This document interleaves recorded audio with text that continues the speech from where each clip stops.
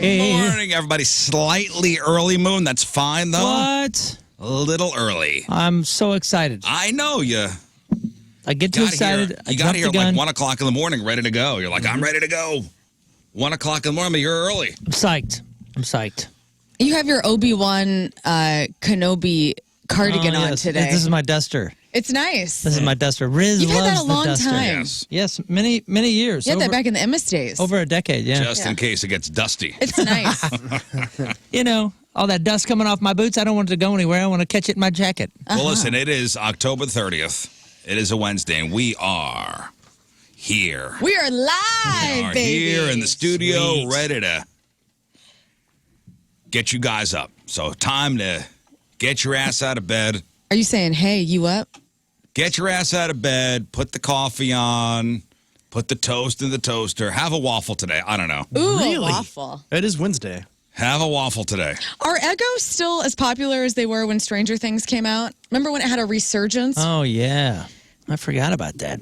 And then what? The kids were like, whatevs? Or was that like a season 1 thing? I'm never in that aisle anymore. I don't know. Are they still? My kids eat waffles. They're not Eggos, though. There's some, health my brand, wife. whole wheat, I soy. think Kodiak. Oh, yeah, those are good. Yeah, the brown box.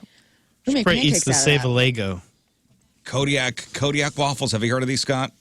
Yeah, they're just like protein heavy. I don't know much about the ingredients, but No, my wife is a nightmare to go shopping with.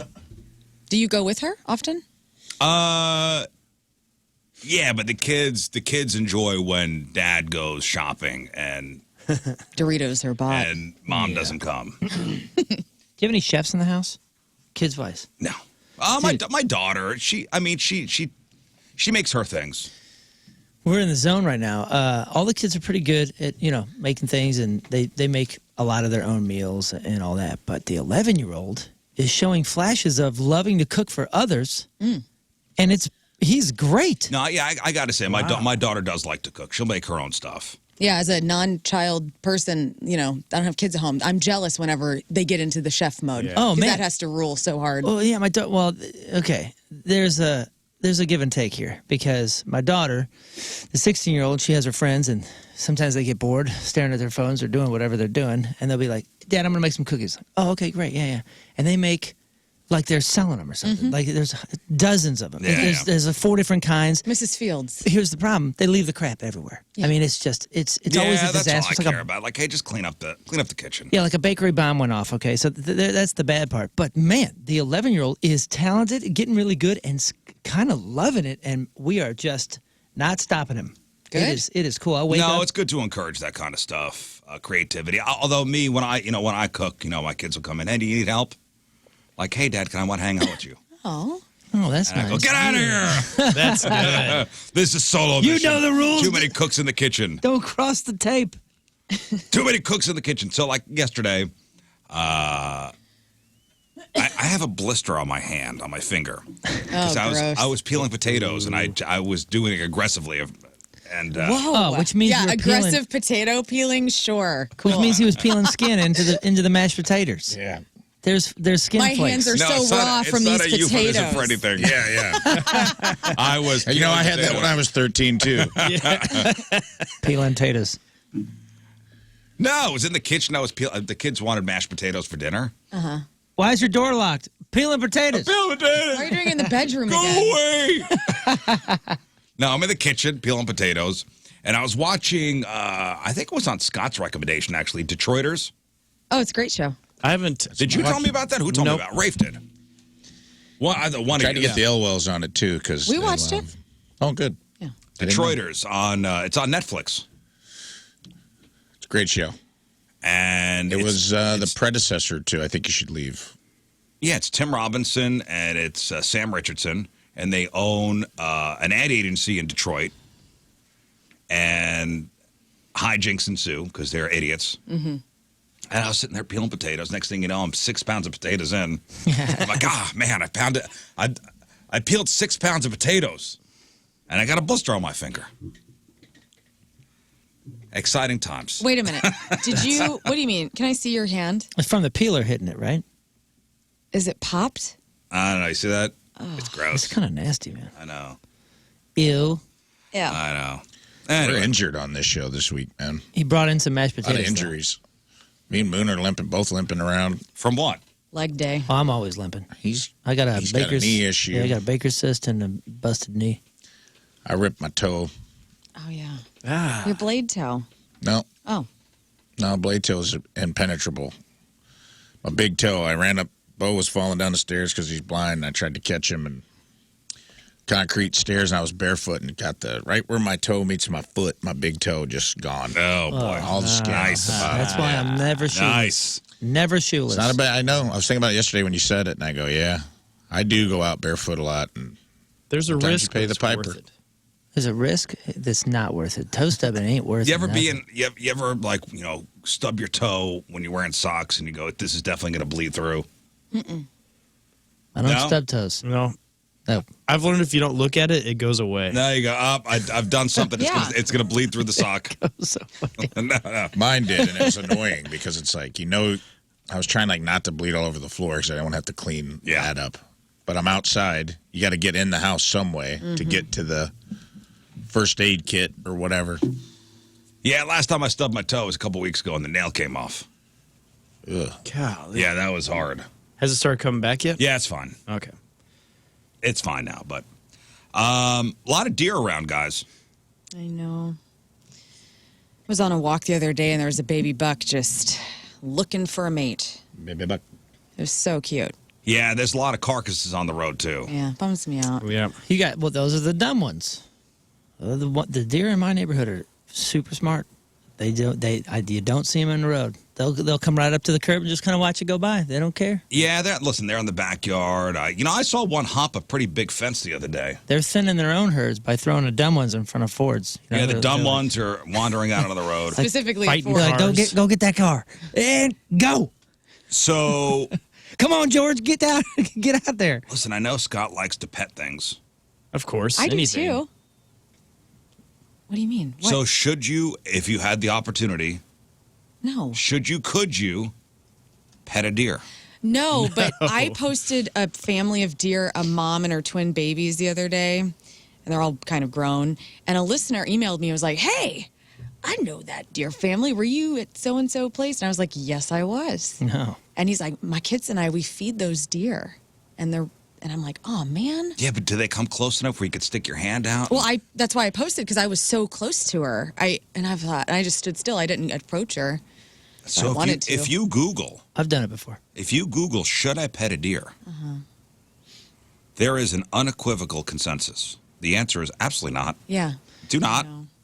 I did it before because there was in Utah. There's this place called Royal Gorge. It's freaking gorgeous, man. It's one of the largest suspension bridges as well. It goes over this huge gorge, and they have a what do you call it? Not a tram, like a cable car. Yeah. Yeah. Okay, so those are the two ways to cross, but then you can take like a cog train all the way down to the river. Uh-huh. And my mother and I have actually whitewater rafted in that gorge. But at the place, for some reason, the bridge, it's like a privately owned thing. It's not like a state park or a national park, even though it probably could be.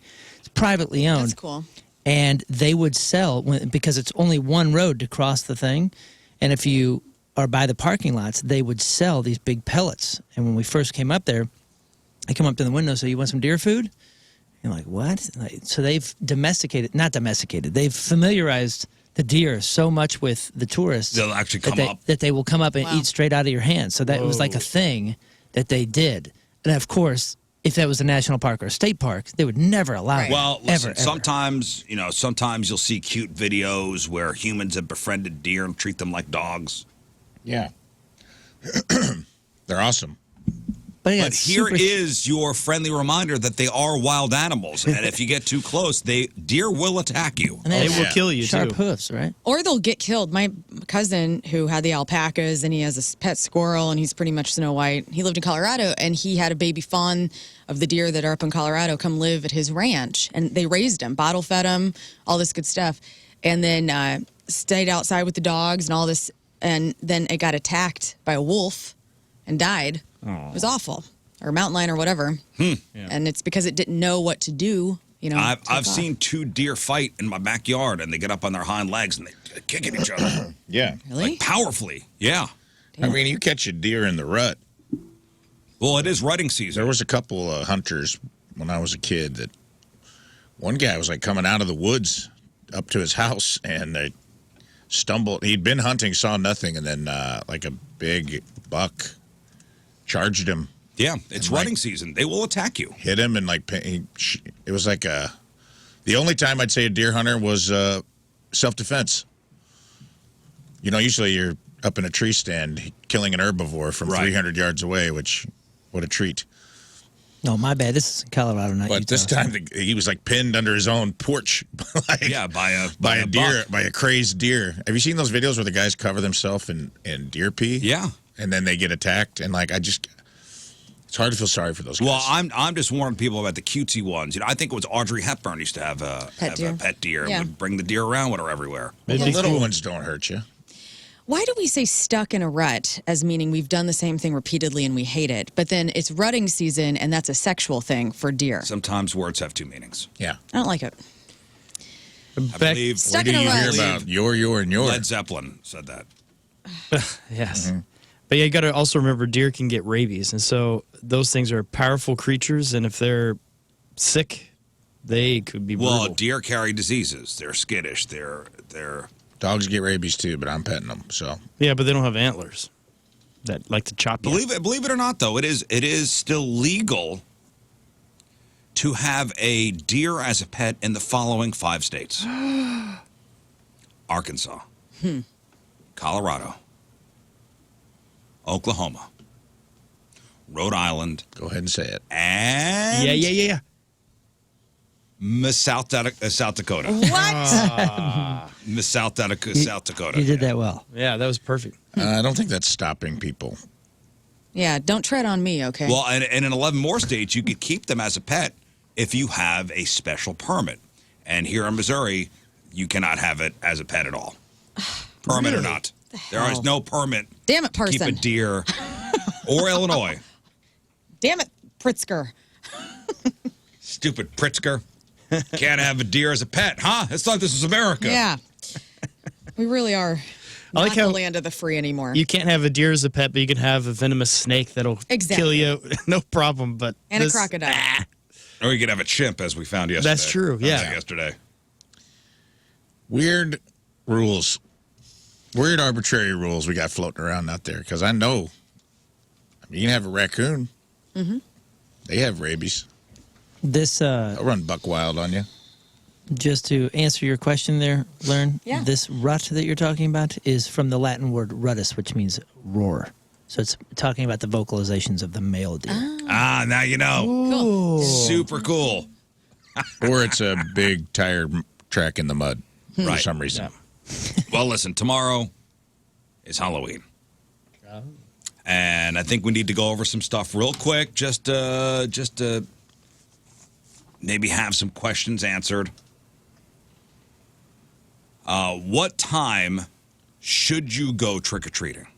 Sundown.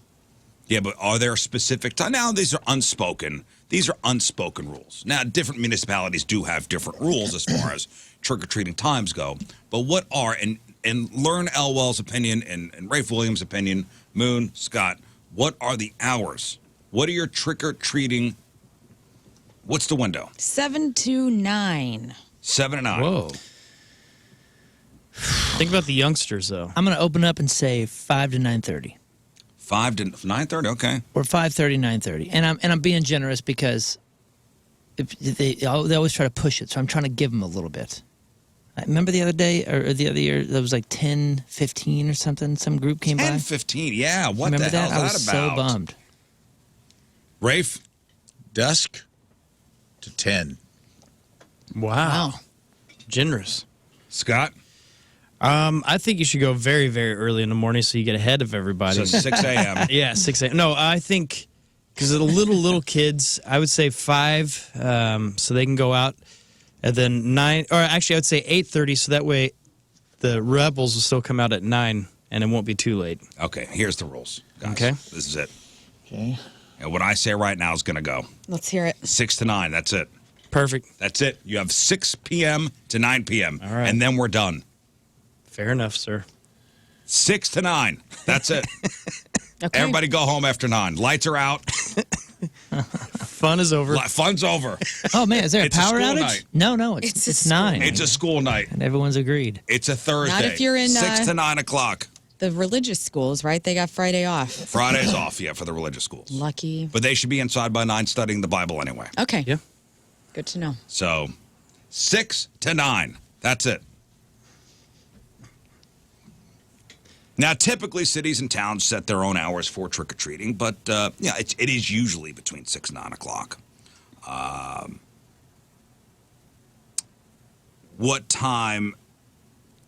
So here's what I think. The first hour, the 6 o'clock hour, should be for little kids. Like your really little kids should go from 6 to 7 o'clock. Or just sugar hungry teenagers are trying to get out there early. No, I think the first hour of the 6 to 9 o'clock window should be for little kids. Like that's when you Only? that's when you got your toddlers. Yeah. Well, I mean, there's not a line. These kids aren't knocking over toddlers to get up to the front door. I'm just saying, let's not have the sidewalks crowded. Oh, why? Yeah, heaven forbid we have Let's everybody not out. have the sidewalks crowded. Let's let the little kids go first. That's where you get your cutesy, toddlers running around with the, Cute. They're dressed as pumpkins. dressed as pumpkins, Sunflowers. You know what cracks me up, princesses. though? Like the fifth graders, they're all into these inflatable costumes this year. Oh, God, they just kill me when I see them. All poofed up, holding their own head, but they're a big old T-Rex. So cute. I had a little Halloween mishap. This morning, I realized the wind blew. I have an inflatable out in front of the house. It's like a Day of the Dead man and woman skeleton, and it's very romantic when it's right side up, because the woman is laying across the man's lap, and she's got a bridal veil on. It looks like they're kissing. It's like a very colorful Day of the Dead. Day of the Dead design, but the wind blew it over. Where the man's on top of the woman on the porch, and from the road it looks like It's obscene. Yeah, it looks like they were banging this morning. I don't know. I didn't have time to fix it, so that's going to be up there all day. It literally looks like they're going to Pound Town on the porch, up over the bushes. And I go, yeah, I didn't think about what this would look like upside down. The wind showed me.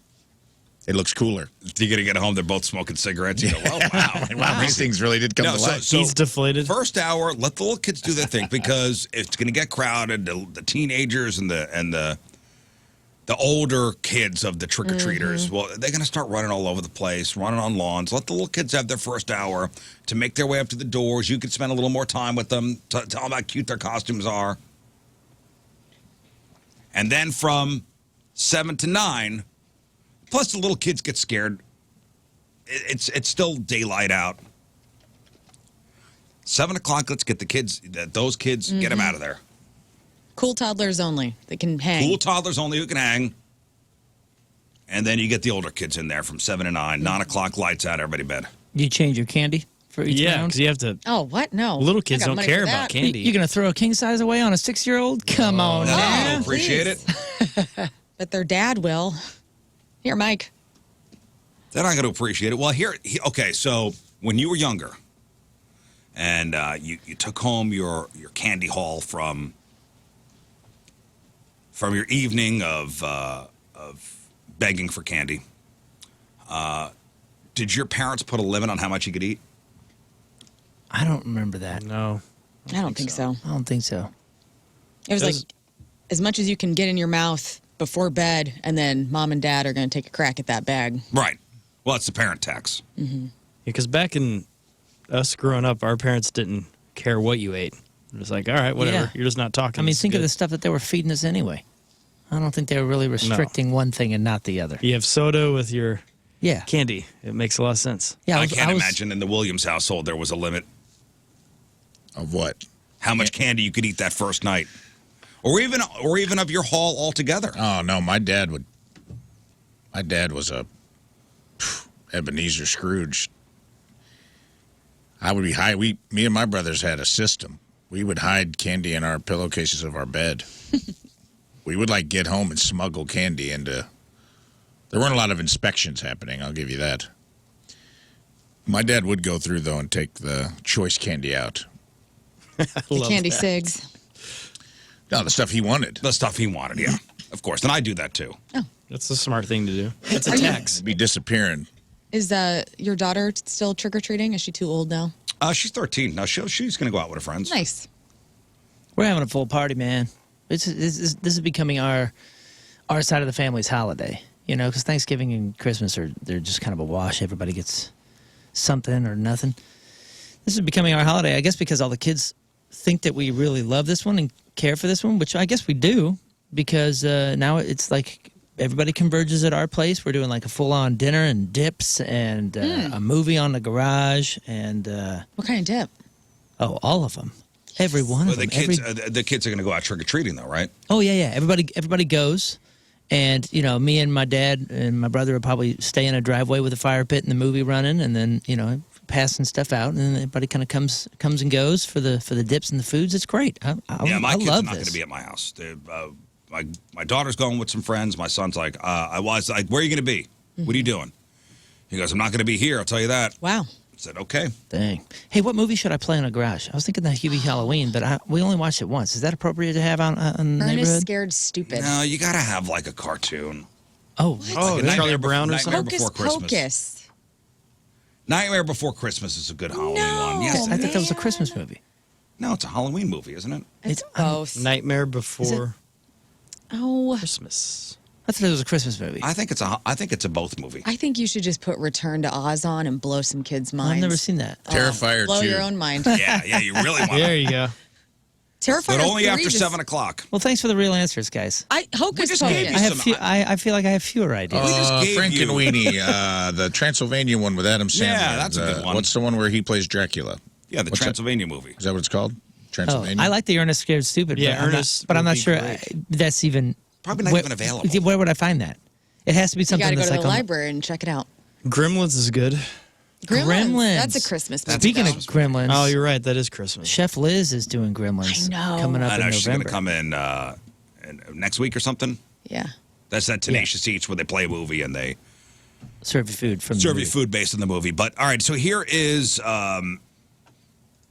this guy asked an advice column. So he says, my wife Amber and I have 2 kids, Ashley, who's 7, and Lonnie, who's 9. So the Ashley 7, Lonnie 9. For the last couple of years, we've had a dispute surrounding Halloween candy that the kids collect trick or treating.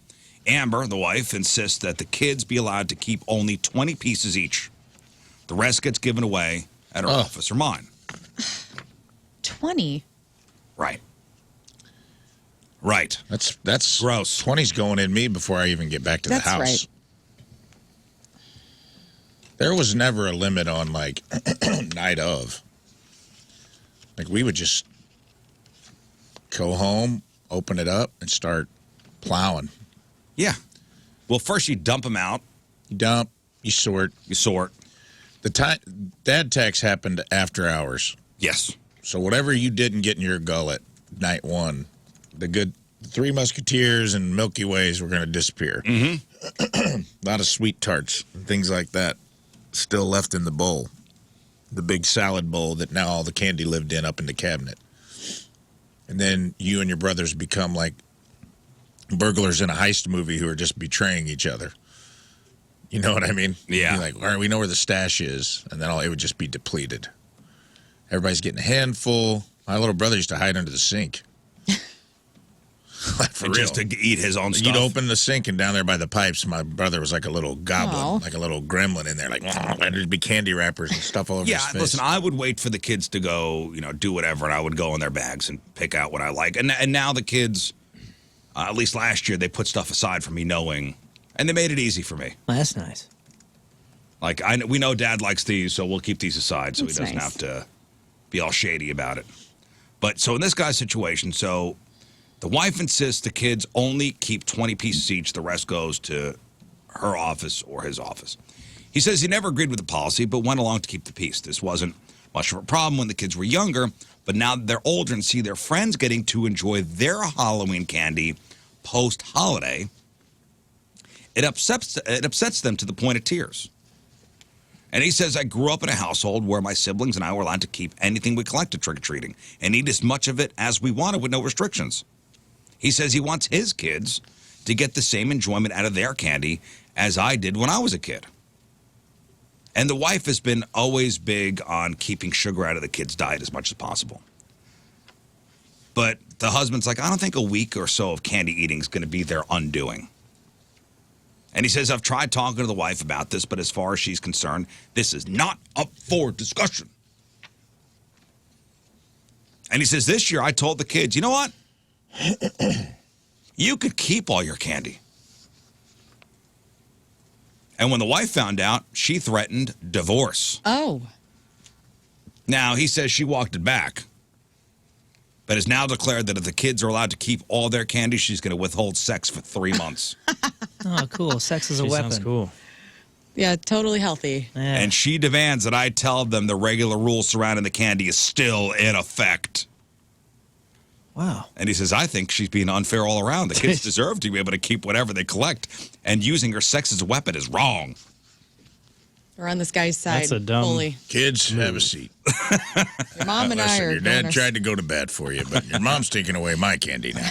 But you know what? You know the good news, I don't want kids? her taking that to work, if you know what I mean, kids. The good news is next year you'll have 2 Halloweens. Yep. Yep. And Yep, the so- fun dad will be the one to go to. Yep. Yeah, at Dad's house, you can keep all the candy. Right. We live with dad now. Now, this guy, he wrote to an advice column, and he's like, what can I do to get her to be reasonable here? And he titles this Halloween Hassle. And the columnist wrote, this is not a Halloween candy problem. No, not at all. This is a marriage problem. You got some issues, guys. This is something that goes beyond the kids eating more than 20 pieces of candy. Your Honor, Exhibit She sounds A. like a lot of fun, by the way. Yeah. Yeah. I couldn't imagine someone saying that to me. Can't imagine a spouse saying that to another spouse, and the spouse being like, "Yeah, we're good. Life's good. Marriage is going awesome." Like, I can't imagine that being like a threat that gets pulled out. Yeah, like throwing that threat out there, and then even when you pull it back, it not be just laying out there all the time.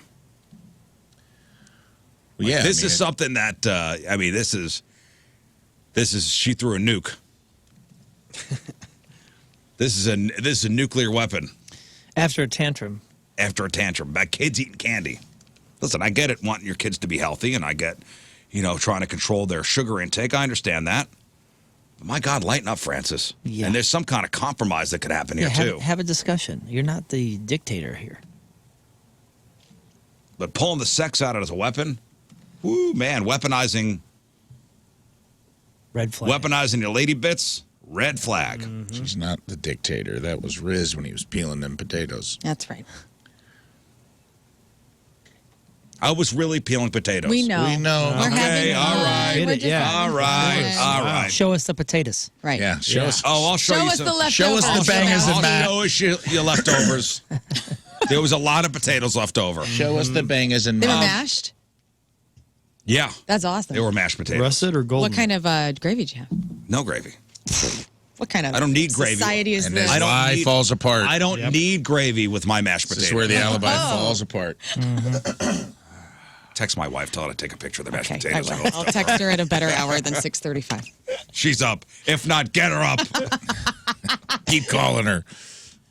All right, so what are the top trending costumes this year? So Google has their Frightgeist page.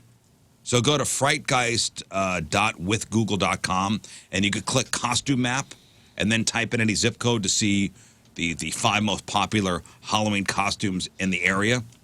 That damn Olympic break dancer probably is number 2. Yes, you are 100% correct. Thank you. Ray Gunn, the Olympic breakdancer. That's overall. That's overall in America. Ray Gunn, the Olympic breakdancer, is going to be the second biggest Halloween costume this year. I'm trying to think of what we saw on Saturday. Did we see any Pirates Ray were Beetlejuice. I popular. saw one. I didn't see any. Lot of I Beetlejuices. saw a lot of Beetlejuice. Oh, Beetlejuice was Number, huge. yeah, number 1 was Shrunken Head Bob. Yeah.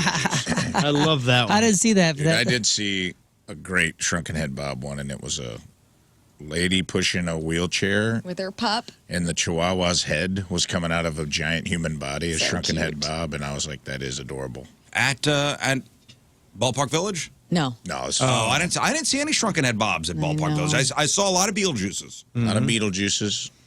Beetlejuice. Somebody says Sabrina Carpenter. My sister was Sabrina Carpenter over the weekend. I don't know why that's popular. What do you have to do? Just dress like Taylor Swift? You just got dressed hot. And she had blood on her. I'm like, oh, what's going on? Wait, what? I don't know. Am I missing guess it's something? a music video. Oh. We're too old.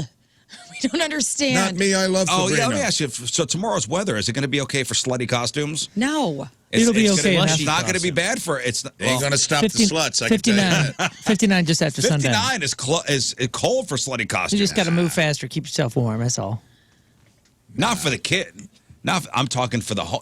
For the For the hose. When you're going for to the the home parties. Number 3, as far as overall costumes go, Catnap. I guess that's a kid's thing. I don't know what that is. Look up Catnap. I think it's a kid's character. Nap character. Okay. Kind of a creepy looking purple Yeah, cat. that's big, Catnap. Big Oh, wow. mouth. Number 4 is Dolores. Dolores from Beetlejuice, Yeah, saw her. Yep. and that's the Jenna Ortega character. No, Nope. that is the Monica Bellucci. Oh, With the okay. face. Right. Okay. The Monica Bellucci. She's so hot, dude. What was Jenna Ortega's character named? Oh, I haven't Wednesday, watched it yet. 2. Yeah, was it? Wednesday, No, part Lydia and Lydia and Lydia. Must have been great. You saw it, didn't you see it? No, I haven't Oh, it's seen it. good. I haven't seen any movies recently. Dolores, yes, Monica Bellucci was that character with the 2. Monica Bellucci. the scars across the face, Stitches, yeah. stitches. Yeah, She staples Astrid. herself back Astrid. together. That's right. Thank you, Astrid. Scott. You're welcome. And then the 5th overall Sounds like a medicine. trending costume across the U.S., according to Google, Pomni, Pomni. I think that's probably another kid's. That's my... Look right there. That's the thing. Gosh. Oh, Don't yeah. switch it. That is what I have on my porch that looks like it's humping right now. I don't know how you found that, but that's the exact It's thing. two I have. skeletons Two embracing. skeletons embracing. Yeah, but like if you flip that on its side and the guy's feet were caught in the railing, it looked pretty risque this morning. Pomni, Pomni, Well, this looks like a fun series. Pomni. It's like a little jester with big eyes. Omni. Diluted Okay. pupils. Oh, okay. Now, as far as Kind I of feel like we're going to see a lot of... anime. What is this? I don't know, but Google also showed that that dog pool is this year's most searched dog costume, Yeah. while Beetlejuice is the most popular Halloween party theme this year. Now, as far as the St. Louis area goes, the number 1 costume is Wolverine, followed by Daphne from Scooby-Doo. Yeah. She's had a Always resurgence Daphne. this year. What a babe. First crush. I saw a few at Ballpark Yeah, Village. me too. I was so upset when I found out that my mom told me she wasn't real. Wait, what? Aw. I thought I was going to grow up and marry Daphne. Like, that was my plan. And then my mom had to explain to me that she was a cartoon character and wasn't a real person. And That I hit was hard, huh? And I was Devastated? pissed. I was pissed. I had that with Peter Pan. I was in my room. I was like, I'll be in my room. Yeah. Now that my dreams have died, I'll be in my room. And I just remember like laying on my bed, like depressed. I was a real romantic guy from day one. I was upset. I thought Peter Pan was my brother growing up. You did? I thought I was Whoa. Wendy. I don't even think they're siblings in that movie, but It's love interest. I just thought Isn't that a weird He thing was to my happen in your bro. kid brain, though? Yeah. When reality gets sorted out from non-reality. It does. And it's really crushing to your imagination. that's when you know Devastating. childhood is over. It's devastating. Every kid has some moment like that where they, you cross the threshold of the age of reason and you start to realize like, oh, that's Fake. not I've been- real. Yeah, then you spend your I've been lied to. spend your 20s and teen years In emo bands. writing songs about it. Yeah, Yeah. exactly. So Daphne's number 2, which why is that this year? Is there a new? I just think it's Because it's had a resurgence. I don't know. Why though? I think it's every year, man. I feel like Scooby-Doo is the quintessential. I just saw a bar that had all the bartenders were Velma. which was great. Velma is the Oops, one all the one with the glasses. It's The party was called Oops All Velma. Oops, all Velma. Yeah. Hilarious. Number 3, as far as St. Louis costumes go, Harley Quinn. Yeah. Creative. So you'll Can't we be be done with seeing a lot of people that look hot and sexy in Harley Quinn costumes, and then ones you go, this is not for you. Yeah. Are these people You who should bought not it? you should not be in a Harley Quinn costume. Yeah. Are these the folks who bought it like 4 years ago and they're just like, well, Yeah, getting the Might miles as let's out. keep bringing I'm it going to out. try to squeeze into this. Yes. Got to get some miles out of that. Have you ever repeated a costume? Oh yeah. Oh yeah. I did a couple years ago at whatever the Halloween party is that we did at Ballpark Village. I forget what it was called that year, but I reused my my Jimmy Dugan. Mm-hmm. That's a good one. My wife and I sometimes we do a couple things, sometimes we don't, and that was like let's do a couple thing. And oh, look at It that, was we cute that already year. have it. I Yeah, remember Yeah, that. my go-to is if there's no theme or anything, I just dress up like a cowboy. So I wear All your clothes. yeah, Your regular clothes. It's awesome. I just put a cowboy hat on. I'm like, I'm a cowboy. look, I'm a cowboy. Number 4 is Deadpool, and then Catwoman is number 5. So those would be the big Halloween costumes in the St. Louis area. Again, Deadpool. If you're going to go all out and spend that kind of money on that costume, you better do it at least 10 years. You got to get a lot of miles yeah. out of that. Those are expensive. And Lady Deadpool this year. I feel like the Tanya Haddix is going to be an outlier that's going to be Yes. more popular than people think. The Crazy Chimp Lady. Yeah. Our friend. Because Our friend from exotic is yesterday's still show. popular. Chimp crazy. Okay, you reversed it, and it's a big difference. Did I say Crazy Chimp Crazy Lady. Chimp? Yes, you did. No, she calls herself the Crazy Chimp Lady. I think she calls herself the Chimp Crazy Lady. I think she calls It's herself both. Tanya, you Rafe? guys. Yeah. It's both. It's both. In her text to me, she said, Yeah, I'm referring to the text that she sent to Rafe. "Yeah, Because they're good buds now. I think they may be dating. I'm not we're sure. buds." She says, "Hey, it's Crazy Chimp Lady. I'm so sorry about And dinner." maybe she's dyslexic. She's self-deprecating in that way. It's the I Crazy learned through Chimp the Lady. podcast yesterday that she's you. She's You're looking at me right now? Well, yes. Like, Yeah, I recognize the more I myself talk blaming to her, she's like, "I love Fireball." And She I know, does? okay. Things started to leak out because I was like, "Hey, which I did the whole. It'll be out next week, but I did the whole Well, podcast in a gorilla suit yesterday." If you talking to missed her. yesterday's show, we had Tanya Haddix, who's Yeah. from Chimp Crazy on. Had her on for like 45 minutes. A great discussion. Fascinating. people enjoyed it. And then she went to do the number 2 show, which you guys recorded. It'll come out next week. Mm-hmm. But you did it in full gorilla costume. I did. Yes, Safari subscribe Net. now to our YouTube and podcast. And And she had a good attitude about it. she was great. She was great. Did We she did a try to lot of cool mount stuff. you in the gorilla costume, or how did that She go? did sit on my lap Oh. at some point during the podcast. I will tell you that. Was she here with her husband? In one Would she come by stall? herself? She was by herself. We talked about that. We talked a lot about her husband and marriage and who's sliding in her DMs. I asked a lot of off-the-wall questions, but as I interviewed her, I started to realize some shocking similarities between Learn and Tanya Haddix Yeah. and what she enjoys. Well, I have to listen after watching that documentary, and I really do think you should watch it. Learn. She told me not to watch it. I told her I didn't watch it. She goes, Don't don't listen watch to it. her. She doesn't want you to watch it because it makes her seem like a crazy person, but she Sure. is a crazy person Yeah. in a very endearing way. Honestly, she's very likable. Very likable. Very much Yeah. so. She's very likable. I don't know if watching some of the stories of the chimps when they get older and they get violent is fascinating. Yeah. They go from these cute, lovable, cuddly, ooh, I want a monkey, to they rip your face off Sure. and rip your hands off first. A lot of people that listen, though, were saying how much they were really interested to hear her say some of the things that she said. Like she was all about PETA getting legislation passed for Right. people not to have them as pets. Yeah. And those are the kind of things that's one of the reasons that we had her on, is to give her the opportunity to say something, because the only thing that we know was a narrative that she didn't create. Yeah. So it's fair. It's only fair to present somebody the opportunity to actually explain how they feel about things, rather Yeah. than just how it was edited that they feel about Right, and things. remember she said there was hundreds upon hundreds of hours of footage shot, and they only showed 4 hours. Yeah, 4 years of footage. 4 years of footage. I mean, taken down to 4 hours, 4 episodes. So Sure. it was interesting. If you were a fan of Chimp Crazy, make sure you go listen to yesterday's podcast, and make sure you tune into Rafe's #2 show next week for Tanya Haddock's on. But I don't know. Are you? I'm not scared of monkeys. You scared of chimps? I'm not. Told me I couldn't bring any in here. I did say that.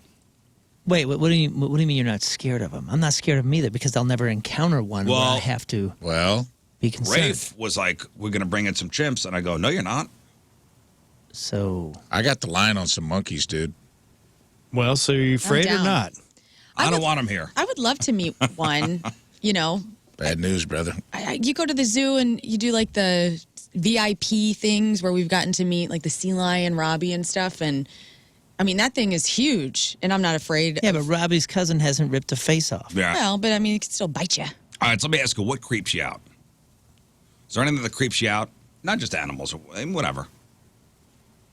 Yeah, even if you don't do anything to celebrate Halloween, you'd probably admit this could be a pretty spooky time of year. But what does creep you out? I don't like slow moving still people. What? Yeah, like I don't like. I was thinking about this last night. I was home by myself before bed, and I was like, "What would freak me out right now if, like, I'm laying in bed, you know how you get all creeped out, and I'm going, oh man, if some like apparition just was looking at me through the doorway and just standing there looking at me still, that freaks me out. That's such a simple thing that really is nothing. It's an indifferent experience. Could just be looking at you, could kill you. You don't know. 3% of people claim they're literally fearless. They fear nothing. 3%. And meaning 97%. Those people fear vulnerability. 97% of people are spooked by something. Do you know anybody that says they're fearless? I don't know. Not off the top of my head. I think a lot of moms are fearless. I'll give it to moms. I think just to see the behavior of moms, like with their mama bear instinct. I mean, I feel like dads, you get the role of like being masculine and having the upper masculinity hand, but there's something about a mom, like a fight or flight response from a mother is always fight. Okay, when it comes to the kids, yes, fearless, but I think that's have a mouse run over their foot. Yeah. And we'll see what happens. To me, that is courage. Isn't the absence of fear; it's doing it anyway, right? So it's like that's not the definition of fearless to me. I think people are saying like, I ain't scared of nothing. Right. Completely fearless. And I'm like, bull crap. Yeah, get them talking about Walk their into feelings. a spider web. Then they're afraid. So there was a survey done, and they gave people a list of common fears and asked them to rate their discomfort level. And then they mapped the results by state. So the number one fear, in fact, the highest fear factor in 17 states was death. Of course. The number one fear is death. Highest fear factor in 17 states. Number two is the fear of what? Spiders. Heights, yes. Yes, that's what I said. Okay. Yep. You ever encountered a spider real high? Very scary. High spiders. High spider. Stoned spiders. Oh, that's not what I meant. Oh. So the number two fear in America is heights. Then you got your... Public speaking. Spiders. No, public speaking is 4. Ooh. Snakes. What? Snakes beat spiders? That's crazy Snakes town. beat spiders. What state was afraid of snakes more than Yeah, spiders? where'd they interview Mississippi, these people? Maine, Utah, North Carolina, and West Virginia. But the number 4 fear is a tie between public speaking and enclosed places, which both of those carried 4 states. Public speaking is terrifying in Wisconsin, Illinois, Indiana, and Missouri. Our number 1 fear here in Missouri is public speaking. You know, and I understand that being a pretty natural fear, and I think in schools, and I'm sure we could figure this out with a couple studies. I think it should be a part of lesson work. There's classes like that. No. Public but speaking? I'm talking about like far sooner. I'm talking like early middle school or even elementary school. And I know, of course, some teachers, you have to present a book report or Show this or and that. tell. But I'm saying, like, I think that it should be a thing where they actually talk about, hey, today we're going to talk about, public speaking and, like, what you could think about and maybe you feel this way. And, like, actually, like, lead them into a lesson about public speaking. Not just like, hey, let's force them to get up in front of the class and do show and tell or this or that. I think that it should be a bit more of a focal point. And maybe we could ease that natural Yeah, fear I think a bit. my son does have a public speaking class in high school. Yeah, but that's something you have to sign up for, like debate class or something like that. I don't think that counts. Well, and also I agree with Moon. It goes back to interpersonal communication, which I think we're losing as a humanity. And if you start them young, they won't even realize that they're public speaking and they're learning that skill because it will be so naturalized by the time they get to high school and have debate. Some or people an just can't elective. do it. I know. Some people just cannot do it. I know. I think the issue with it and why it's probably hard to even implement in school is if you think about public speaking, there's always a consequence attached socially, right? Either if you say something silly, it's in front of your peer group. If it's a book report, there's a grade on the line. You know, there's some sort of big consequence attached that, like, you start to make that anxiety connection of, like, oh, I don't want to say something dumb in front of my friends and get made fun of at recess. Yeah. Oh, I don't want to. That's why I think you have to, like, when I quit drinking and I knew I was going to be doing stand-up, I had, like, a crippling stage fright. And I started doing Toastmasters groups, which are these things you can just sign up for. And it's like, it's literally, you can talk about anything you want. Like one guy just got up and talked about how he'd survived the zombie apocalypse. You don't have to, there's no like, you have to give a report of Kill a Mockingbird. It's like, talk about something you're interested in. And it's a consequence-free zone. You're not being graded. You're just, there's a room full of people, mostly people you don't see on a day-to-day basis. And everybody's taking a turn. You've all admitted openly that this is a fear. And for some reason, that, like, it takes all the pressure off. Yeah. I would say improv, too. Yeah, I would recommend that. Well, to we anybody. are a society, a state here, terrified when it comes to public speaking. So it was public speaking in the closed places, the number 4 fear in America. Then you got number 6, a tie between failure and spiders. The same. Failure and spiders. And interestingly, ghosts and spirits were also an option, but they only got one state, Montana. Yeah. Montana is the one state that's really afraid of ghosts and spirits. They've pretty much taken it on, taken everything on, but that one. They just can't take that one on yet. Yeah, and you know what? The people that say they're fearless, 3%, say they're fear is what keeps you alive. Right. And nobody knows how you're going to react with anything. Yeah, and the circumstances will dictate that a lot too. Yeah. You know what I'm saying? Like you may be completely fearless in one scenario, and then if that same scenario catches you with some different circumstances, it will freeze you. Sure. Well, there's I think I've told you guys about this off air, but there's an episode of Invisibilia on NPR where a lady had a tumor in her brain around whatever the part in your hypothalamus or whatever that is your fear sensor. And they had removed it, and it caused a lot of problems in her life because it's also, she couldn't detect lies. It's like the same part of your brain. It is there to protect you. So, like, she got mugged and just wouldn't give the mugger her purse because there was no connection in her brain. Of, like, I'm in danger. She's like, no. The guy pulled a gun on her, and she's like, I'm going to shoot you. And she's like, go ahead. Oh, So you mean they made a super soldier?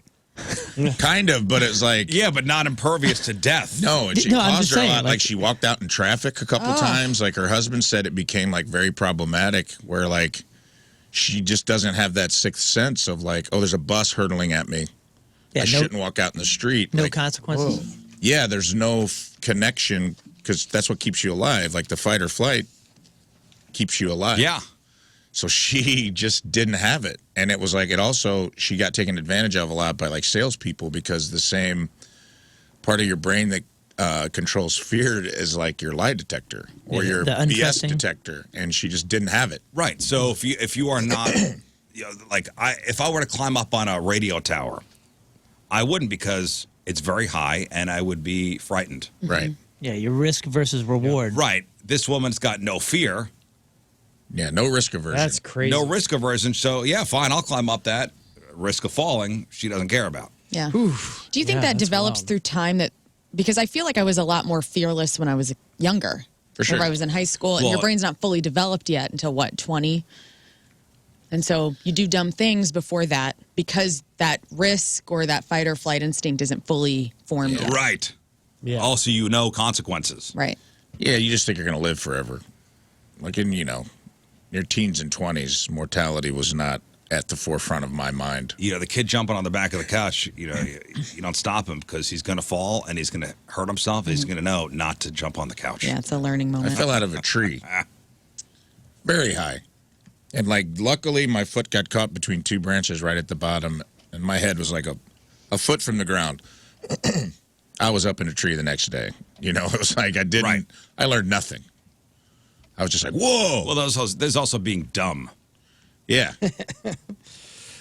And I climbed to the very top where the branches were too thin and they broke, and it was on me. I was trying to get, when you're a kid, that's your thing. You're like, how high can I go? Yeah. Well, too high. Fell. Next day, right back up in the trees. Mm-hmm. It's like the BMX stuff. You're more likely to do those huge jumps and all that stuff at a younger age because the older you get, it just looks a little tougher to land. If I fell out of a tree in my 40s, you guys would have to come visit me in hospice. It would just be, right, of course. I'd be like, guys, it's over for me. Do you guys all remember your dreams? Most of the time. No, not since You don't starting remember? this show. You don't remember your dreams? No, I don't get deep enough on my sleep anymore. Last 11 years, I've been fairly dreamless. On an occasion, on a weekend, I'll have a dream, and it's so exciting. I'll wake up and actually tell my wife, "Hey, I actually had a dream." Aw. Yeah, it's super sad. It sucks. It'd be a good song title. Maybe I only dream on the weekends. Maybe you do dream, you just don't remember them. Oh yeah, I'm sure I do. I mean, the brain does, but I'm never deep enough to retain it or be deep enough to, have it be a part of my conscious thoughts. Now, do you have a dream that goes into the nightmare category, like and a certain type of nightmare that you remember? So a poll for Halloween looked at the most common nightmares we have.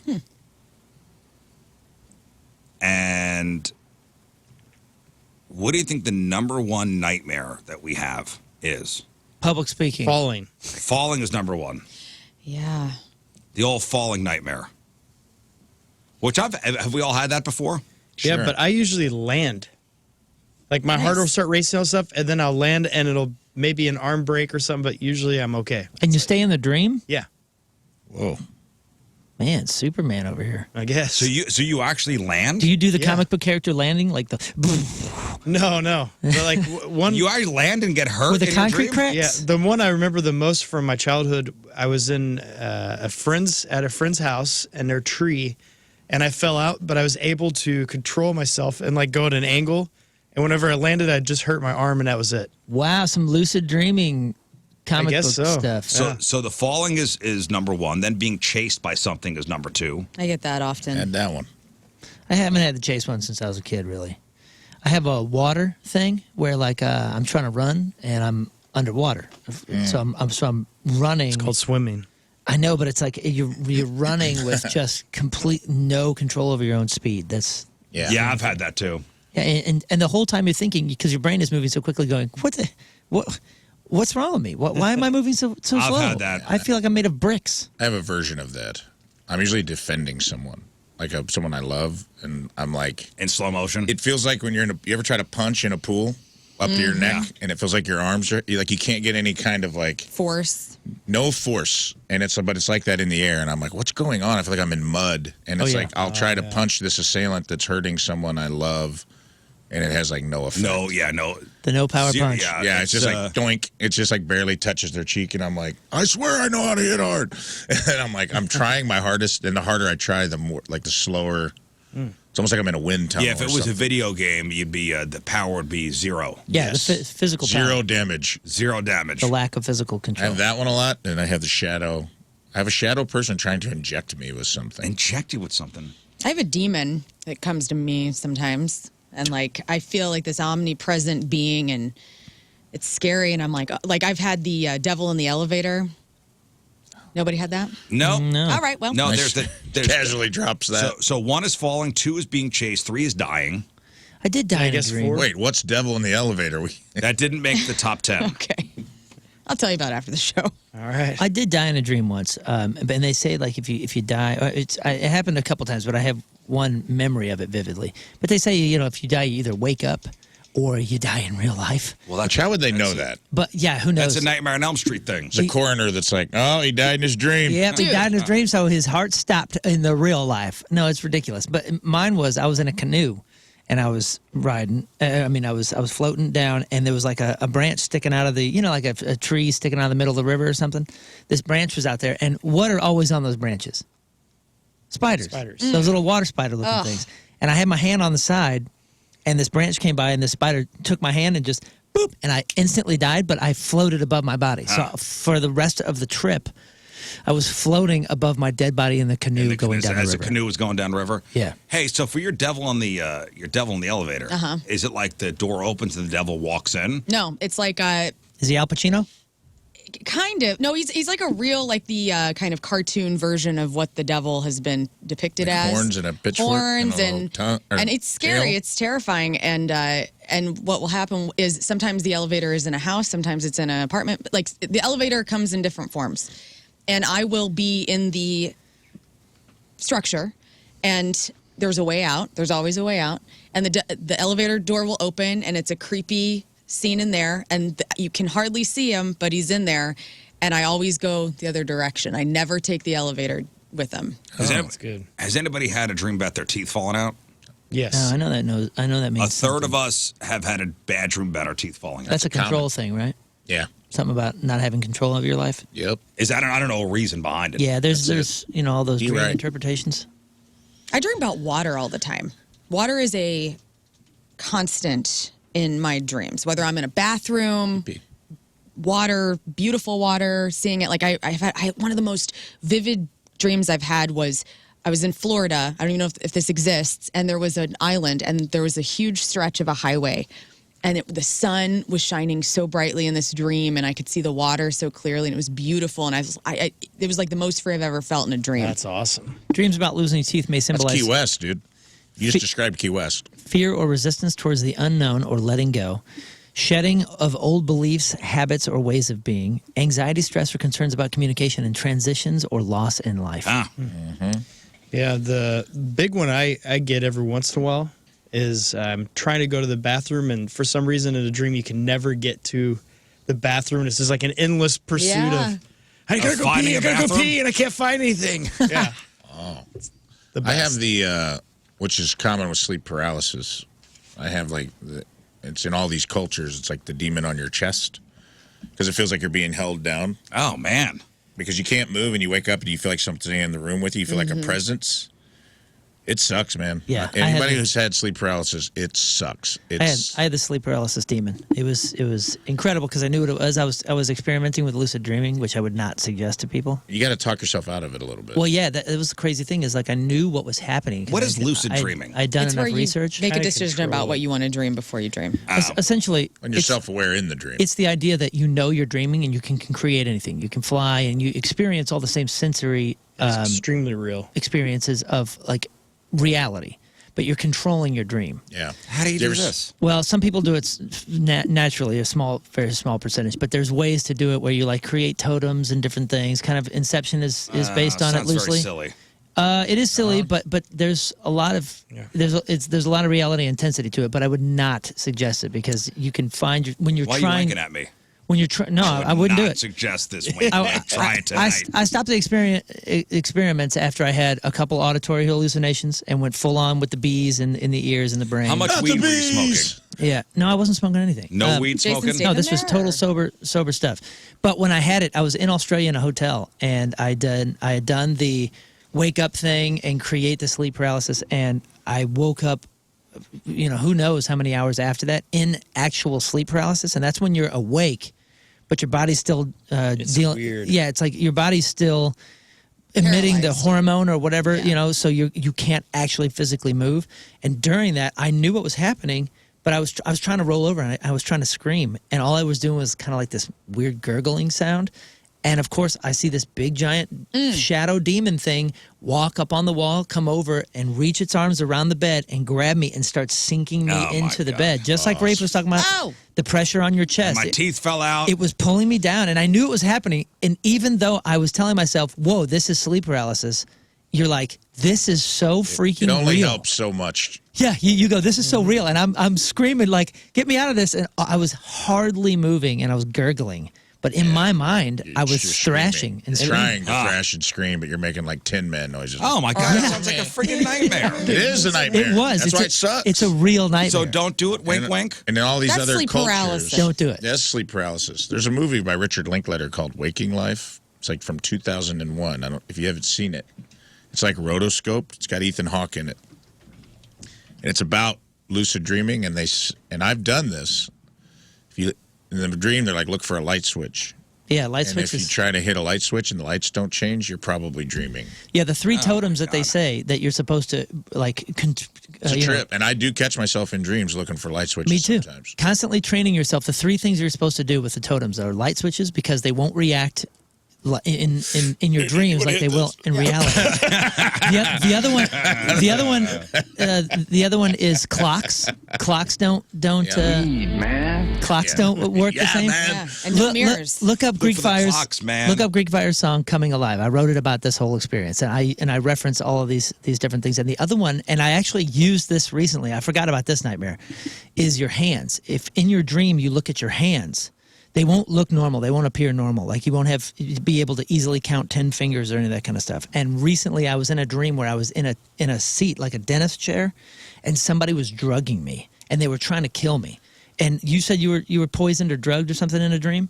I don't know what that means, but I was like, while it was happening, I was being paralyzed by this injection that this person was doing. And I was trying to lift my hands to stare at them because I knew that I was dreaming and I was trying to break out of it. And What if you look at your hands and your fingers are all penises? What does that mean? that means you're in that everything everywhere all at once movie. It means you're chopping too many What? potatoes. What? Hey, one more thing. See, like your fingers, they're all potato peelers. So you may be hitting Spirit Halloween this evening. Like, oh my God, last minute, Halloween costume stuff. So an employee at Spirit Halloween has come up with a list of mistakes people make when they shop at the store. So here are some things at Spirit Halloween you may be doing wrong. Number one is going straight for the cheap stuff. If you plan to wear the costume once, it's fine to cheap out. But investing a little more in the higher quality items can make it something you'll re-wear down the line. I actually think that's kind of smart, I'll be honest with you. Number two is buying makeup and prosthetic kits without buying the removal products. Mm-hmm. So most Halloween store makeup isn't top quality, and it can be really hard to remove at the end of the night with just soap and water. Number three, the big mistake at Spirit is not browsing the entire store. The employee says to walk around the entire store because you could find hidden gems everywhere. The checkout line in particular has a lot of fun novelty items. Where did we? Oh, Johnny Brock's we went to last year. Mm-hmm. That was, I mean, They've talk everything. about having everything. Yeah. Johnny Brock's is amazing. Johnny Brock's, and before you make decisions at a place like that, walk around. Yeah, and talk to him too, because there's such pros down there, man. We go down there for Punk Rock Christmas and Punk Rock Disney, and they have a rental program, by the way, and the rental program is amazing. You know They've what? got some great stuff. I don't think they do the rental program during the Halloween season. Oh, really? Yeah, it's closed. Remember last year remember was we tried closed. to do it last year, but they're like they don't. There was a reason why. It was probably all booked out. I bet it's a headache. And probably a lot of the items get destroyed. Yeah, I think that may be what it is. Oh, because they're going to parties and a lot of the things. stuff gets destroyed. Oh, well, that's all high end stuff, man. Yeah, it's And high-end stuff. and they've not the whole store is high end. They've got every level of costume, but going in the back to their masks, because we get a lot of our masks from back there, dude. Great stuff and decent prices. I freaking Johnny Brock's is a absolute treasure. And most you get cities to pet a cat. most cities don't have It's true. year round Right. costume places. They That's said only local. coming into the store once a season is a mistake. Stores get new merch delivered every week, so chances are you'll find something new every time you go in. And then, forgetting that they stay open after Halloween, there are usually some clearance sales on November 1st and 2nd. So if you're one of those plan-aheaders for like maybe the next year, go in Friday or Saturday. You'll find some good deals. All right, there you go. Thanks. There you go. Have fun, everybody. Try to turn the lights on in your dream. Yep. Okay.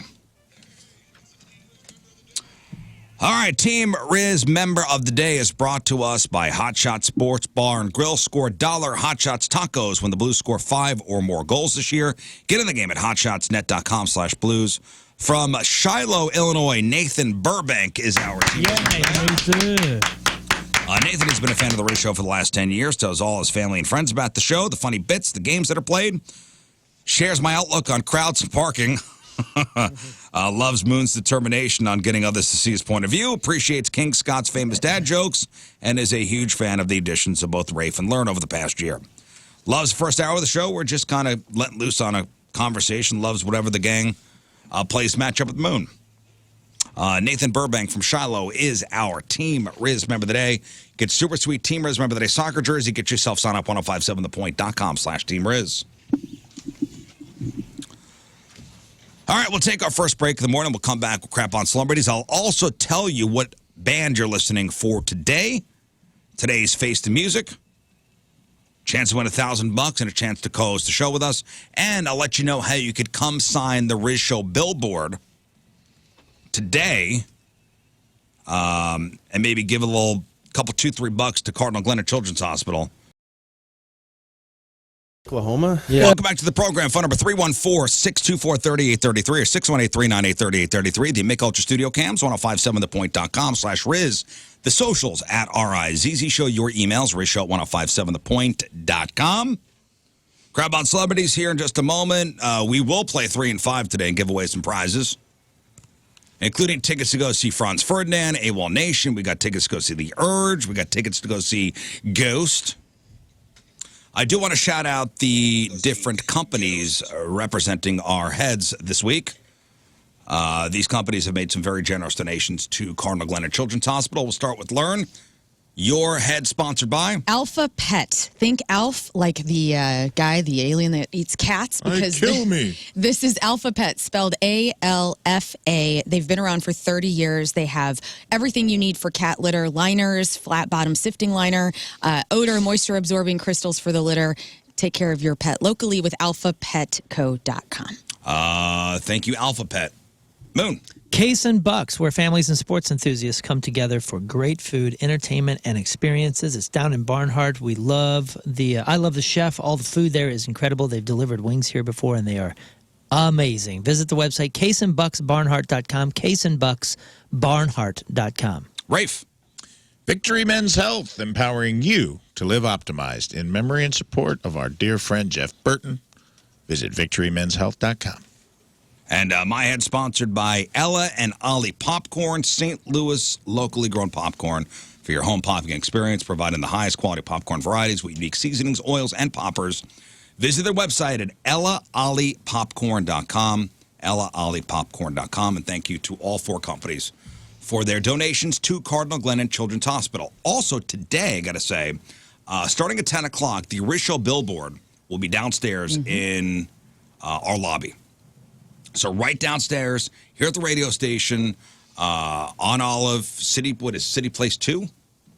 What is this, City Place 1 or 2? Yeah. It's always just City Place. City Place. City Place, the one with all the restaurants. Find the fountain. Across from the Land Rover dealership.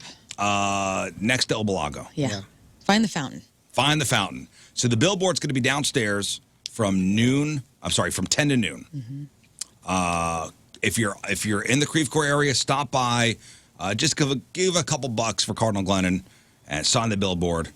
Yeah. And today's, I think, the last chance to do so. It is. We got to get it up on the highway. Yeah, 270 and 44, that billboard's going to be up.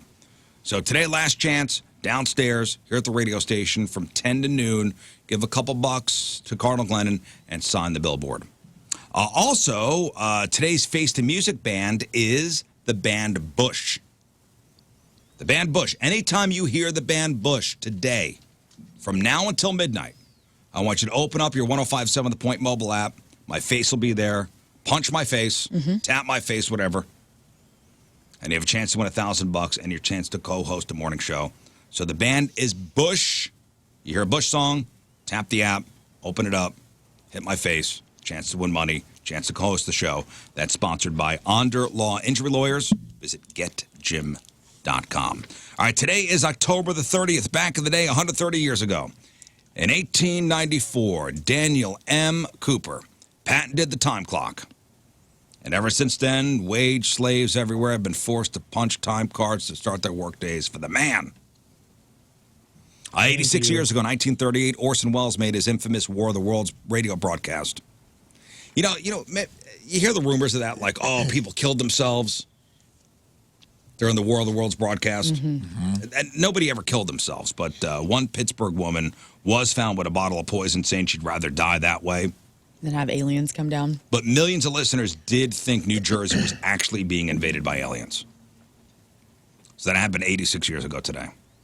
54 years ago today, in 1970, Jim Morrison sentenced to 6 months of hard labor and fined $500 for indecent exposure and profanity at a concert in Miami. Oh, my goodness. How many years ago was the War of the Worlds thing? 86. And now, if it actually happened, no one would care. Yeah, I nobody know. would care. So Yeah, we found out aliens exist and nobody cared. Yeah. Here they come, and look at that! They've obliterated an entire state. What are we having for dinner tonight? Right. Which state? We're so jaded. Jersey? New Oh, Jersey. Okay. Nobody cares. 42 years ago, in 1982, Men at Work's single, what, hit number 1? Who could it Safety Dance? be now? Could it be now? Yes. No, Safety Dance is Men Without Hats. Oh, damn that. Sorry. Do you remember the days that we had Men that work ringtones? have hats. Remember the days Yes. of ringtones? That was mine forever. Who could it 'cause be now? I thought that was clever. That is very clever. Very clever. 37 years ago, 1987, George Michael puts out his debut solo record, Faith, featuring father figure, I Want Your Sex, and the song Faith. Damn. Great album. Again, the number 2 show that came out yesterday where we were talking Halloween costumes, Rafe Dean Williams was George Michael in the Faith video I was. when he was a child. I think the whole thing is, remember in the Faith video, he's got the tight jeans on, the leather jacket, he's got the Trust guitar. me. Perfect. He shape. looks Which- awesome. I think We got into it. George Michael couldn't play guitar. No. No. And he's not playing guitar. said I played the Music video on the podcast and brought this up. I go, the guitar is not even close to matching what's. And we don't He's not care. moving his hand. No, I think he even said, like, hey, I want to look cooler, and there happened to be guitar there. Yeah. Oh, He had one glove. so hot. So he's like, give me the guitar so I can look cool in the video. Yeah. Heterosexual women everywhere finding out that George Michael was not into chicks. Yeah. Devastating. That was like my Devastating. I'm destiny. still not over it. I'm not over it either. And did he die? Did he die of AIDS? Do you remember what George Michael died of? I Maybe thought he just hearing had, like aids. pneumonia. Whoa, whoa, whoa! I think he Hang died on. of slander. Well, I was like, I don't remember how he died. I thought he had like pneumonia or something like that. Okay, it was heart disease. My apologies. I didn't know. Heart Good disease, God. yes. Yikes. Cardiomyopathy. Myopathy. Myopathy. Myopathy. Apologies to George. I love him. 29 years ago today, in 1995, Oasis' single Wonderwall was released. And Wonderwall was not about a romantic relationship, actually. It was about having an imaginary friend. So after Wonderwall came out, speculation was that Noel Gallagher wrote it about his then girlfriend and future wife, now ex-wife, a woman named Meg Matthews. So in 2002, Noel Gallagher said in an interview that he never disputed those rumors because how do you tell your missus it's not about her once she's read it is? It's about Mr. Wiggles. So basically, she thinks it's about her. He's not going to go, no, it's not about you. God, imagine being one of the Gallagher brothers' imaginary friend. What a bad assignment. But he says Wonderwall was supposed to be a song about an imaginary friend who's going to come and save you from yourself. And does that have to do with the George Harrison record, or does it have to do with a urinal? Because I always heard that a Wonderwall was it was like British slang for like a urinal. Oh, I never heard that before. Because you're staring at a wall and you're just wondering. Typically, now we have ads, but like It makes sense. before, Dude, that's Fascinating. That's fascinating because I never thought of that. you never heard that? No. I always heard that was British slang for like I got to go see the Wonderwall, or I got to go. visit No, the that Wonderwall. makes total sense, and I love it. But maybe that's BS too. I don't know. I like He that. says it's about an imaginary friend, so. 24 years ago in the year 2000, U2 puts out All That You Can't Leave Behind featuring Beautiful Day. 22 years ago, 2002, Run DMC's Jam Master Jay dies at the age of 37. And 12 years ago in 2012, Walt Disney purchases Lucasfilm and its right to Star Wars and Indiana Jones for $4.05 billion.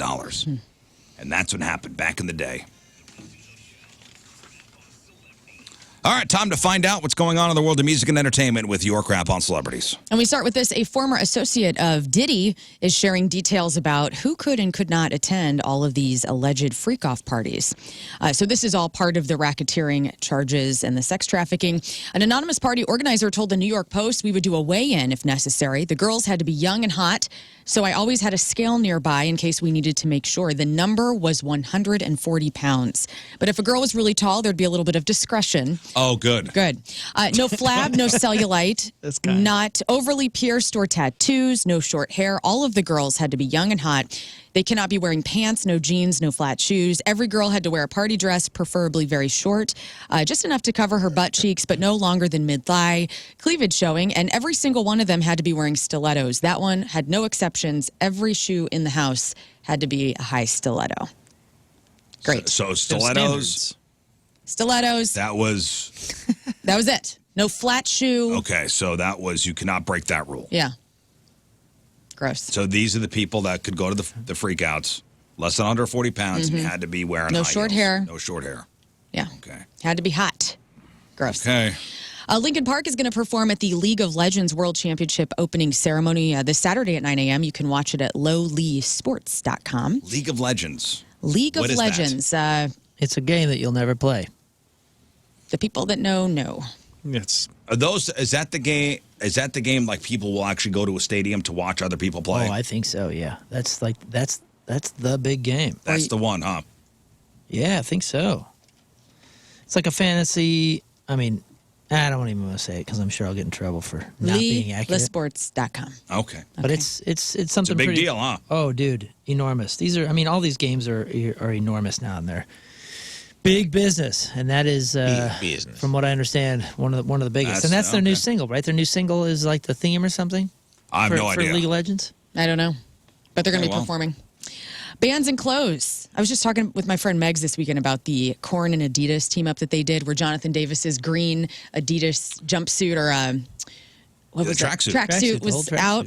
And so Korn have teamed up again with Adidas for a third merch collab. They're going to be doing Thursday, the band's website and the Adidas's website. I don't really know what it is yet, the details, but if you want to get in on that, do it on Thursday. Yeah, back in the day, that used to be Korn's thing, all tracksuits. The Adidas was sweet. tracksuits. Yeah, that was Tracksuits and the shell toes, bro. That was up, the first record and Life is Peachy. The second record, that was the uniform. I know. That's cool.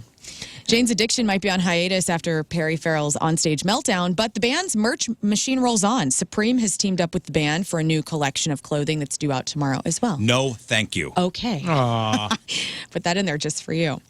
The late Christine McVie's 1987 Fleetwood Mac song, Everywhere, has joined the Spotify Billions Club. It joins 3 other Fleetwood Mac songs. Can you name the other 3 Fleetwood Mac songs that are in the Spotify Billions Club? Go Your Own Way. Yes. Okay, and Dreams, because of Ocean's Dreams, Ring. yes. Dreams, yes. What's the last one? Rafe Dean. One you just said? No. The Chain. Yes. Yes. So Everywhere, Dreams, The Chain, and Go Your Own Way are all of the 4 Fleetwood Mac songs that are now part of the Spotify Billions Club. Primus has posted on their social media that longtime drummer Tim Herb Alexander has abruptly quit the band on the heels of what they called a fabulous spring and summer of touring with some fabulous plans ahead. They say his departure is a complete shock and that their only contact with him was an email saying that he'd lost his passion for playing. They say they will do their annual New Year's Eve show in a one-off augmented version with members of the Holy Mackerel and Frog Brigade, and that Tool drummer Danny Carey will join them at a number of scheduled shows with Tool in the Dominican Republic, and that they plan on searching for the greatest drummer on earth to replace him. So they, this guy, I mean, they toured a whole bunch this year, but this guy's quit the band 2 times before. Yeah, Oh, he has. he's an original member, and he quit. Yeah, he quit in '96 or so, and then the band I think quit, and then when they came back, he came back. They had And another drummer for a while. Brain. Brain, yeah. Yeah, Brain was awesome. I saw his. Remember he had a remember back He in the drummed day. for Guns N' Roses for a little while too. That guy. Brain did? Yeah. Well, they did like drum clinic videos. Like they would put out videos, and you could get the Dennis Chambers video and some other ones. And his was weird, super primacy and kind of awesome. Weird band. But this guy came back in the band in like 2003, and then he left again in 2010 and took another couple years off. So the fact that they're flabbergasted is kind of strange because he has a tendency to do this. But I'm wondering, what it is. I'm wondering what it, He lost his He passion. said he lost the passion for it. But why did he quit the other times? Maybe that's what I'm asking. Well, they're a three-piece, and it's all the stuff is pretty complicated too. So they got to have the right guy. You got to have the right guy. It's even the stuff that's not complicated has like a particular flavor. There's a Primus flavor, and the drums are a big part of that. I love them. Have you seen Primus live? No. Oh, I'm so not a good. Primus fan. I love them. Yeah. I'm a fan. Well, I'm sorry about this. You're Well, you're in a I'll be grill hole okay. this year with I'll be all right. Jane's Addiction now saying Primus. goodbye, and Primus doing their thing. I don't know. Well, prepare to be depressed, like really depressed, guys, because this is the most devastating news I've heard all day. Zoe Kravitz and Channing Tatum are history. The stars have called off their engagement, according to People magazine. The two actors began dating about 3 years ago after working together. And this comes on the same day that Zoe and Channing were announced to be part of the cast of an alien invasion comedy called Alpha Gang. Oh my gosh! I know. So they have to act together. They have to act together, even though they won't be together anymore. I think they'll be okay. I think so, too. The Wayans family is back with the scary movie business. Deadline reports that Marlon, Sean, and Keenan Ivory Wayans are teaming up once again for another scary movie film. The new version will be shot next year. The original scary movie was released back in 2000, and it was one of the highest grossing R-rated movies of all time, or horror movies of all time. Those are good movies. I They're love them. Silly. They are silly. Here's something you probably never expected. Chuck Norris, Vanilla Ice, Bob Geldof are making a movie called Zombie Plane. Thoughts? What? So Yes, Bob Geldof of Boomtown Rats. the Live Aid guy, yes. Yes. Also the star of Pink Floyd's The Wall movie. Yes. With Chuck Norris. Chuck Norris and Vanilla Ice. and Vanilla Ice. This sounds awesome. Zombie What Plane. a crew. Okay. I'm in. Well, who's directing this thing? Who wrote this thing? Who knows? They Cameron. just have a title. They just have a title and a concept. They're starting Nothing there. else is and, there. and made an Nothing else announcement. is there, huh? They got the cast. They're all ready to go. Everybody's They got ready. a title, and Here we go, everybody. And a PR person. when is this coming out? Not soon enough. Next year. Quentin Tarantino said that he's the only person that liked the new Joker movie. He says, I'm just nihilistic enough to kind of enjoy a movie that doesn't quite work as a movie.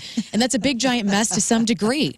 I didn't find it an intellectual exercise. I really got caught up into it. I really liked the musical sequences. I thought the more banal the songs were, the better they were. And he also added that he believes Todd Phillips is actually the Joker himself. He says the Joker directed the movie, the entire concept, even him spending the studio's money, he's spending it like the Joker would spend it, right? His big surprise gift, the Jack in the Box, when he offers you his hand for a handshake and you get the buzzer with 10,000 volts shooting at you, is the comic book geeks. He's saying F all of you to all of them. I've never seen more insults in what is being And what it's pressed out supposed as, to be. as a compliment. I think This movie Tarantino is sucked on trying to make it purpose. cool. It's so bad Yeah, that I he's read the this last Joker night. spending the studio's money. I mean, So Todd Phillips, the director, is the Joker. savage. Like, that is Who has savage. stolen? Yeah. So instead of robbing a bank, he stole the studio's money.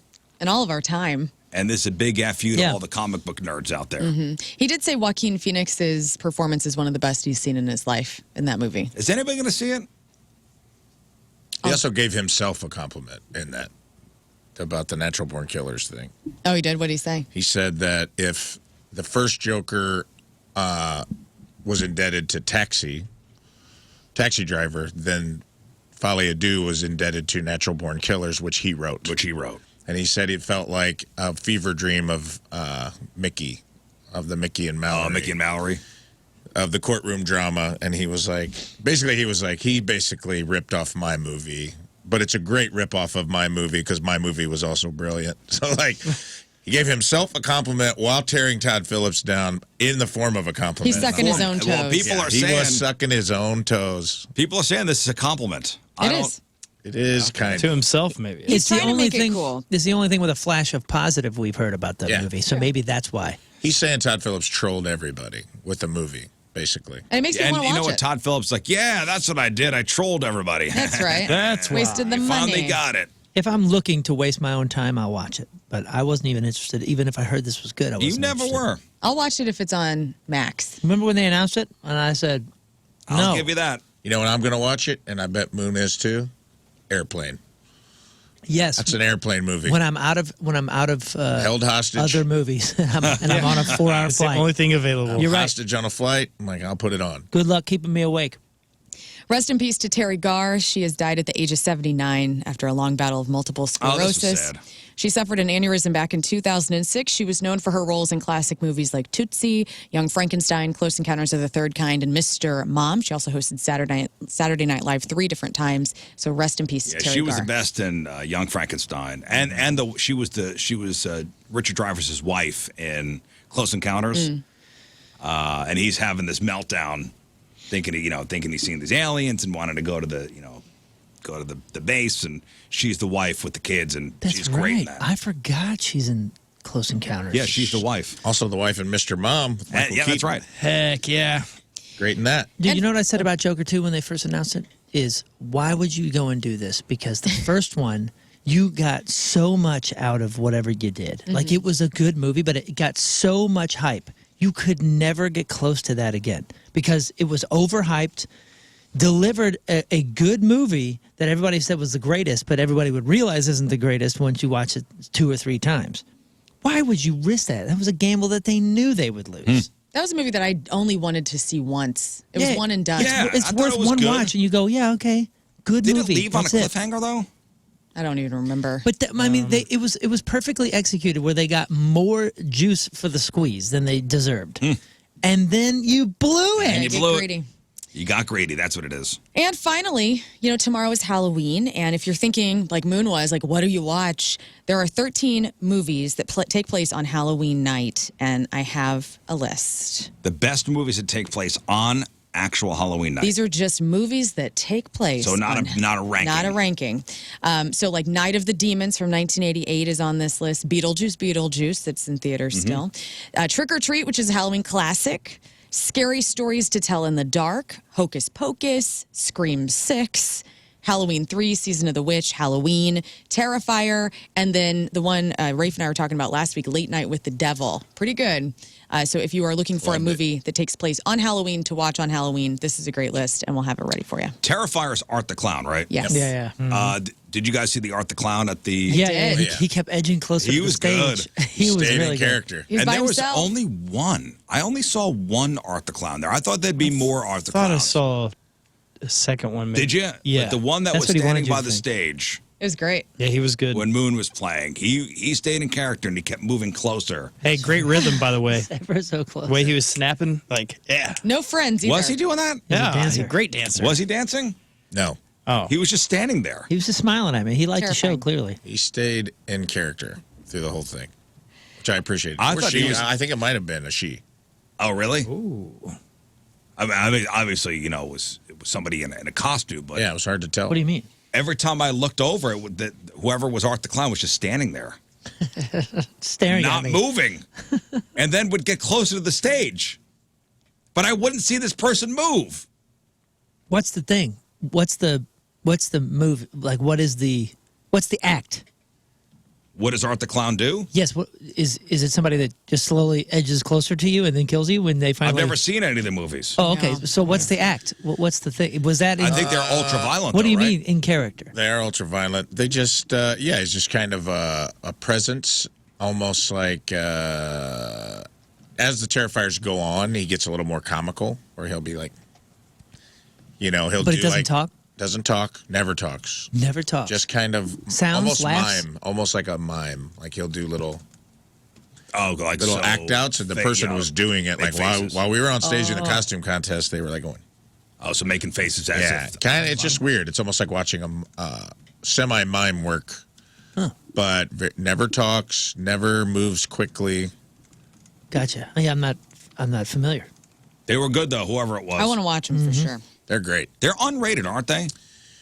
Yes. The crazy thing is, like, the first one was like $35,000. And I thought I just read it's the highest grossing unrated movie ever. Yes. Yeah. Why unrated? How does that work? Because it's so awful that Oh, it's not it's- even yeah. worth rate. It's not R. It's worse than R. Really? Why would you unrate something? I have no idea. You would I don't think know that how that that's where works. you need the rating. Right. I don't know. I don't know why. I don't know what the story behind it is, but I just saw the stat that it was the highest grossing unrated movie of all time. Interesting. All right, birthdays. Celebrities celebrating a birthday on this day. We have Janelle Parrish. That's Mona on Pretty Little Liars. She's 36. Ashley Graham is 37. Sarah Carter. Maggie on Falling Skies is 44. Matthew Morrison. Will on Glee is 46. Nia Long, Will's girlfriend Lisa on The Fresh Prince of Bel-Air, is 54. Gavin Rosdale from Bush is 59. Kevin Pollak, friend of the show, is 67. Yeah. Harry Hamlin. Your parents knew him as Michael on L.A. Law. He was also... he was in, what was the movie with Burgess Meredith from Greek days? Clash of the Titans. Clash of the Titans. 73. He was Perseus. Yeah. Henry Winkler, Fonzie. Also Barry Zuckerkorn on Arrested Development. And, of course, Coach Klein on The Waterboy. Henry Winkler is 79. Otis Williams, the last surviving member of the Temptations, is 83. And Grace Slick, Uncle Otis, from Jefferson Airplane and Starship, is 85 years old. 85, damn. Mm-hmm. All right, today's porno birthday, which is being brought to you by Patricia's, where fun and fantasy meet, is Jessica Young. And today's birthday girl has been in 58 fine films, including Barely Legal Boot Camp, New Recruits.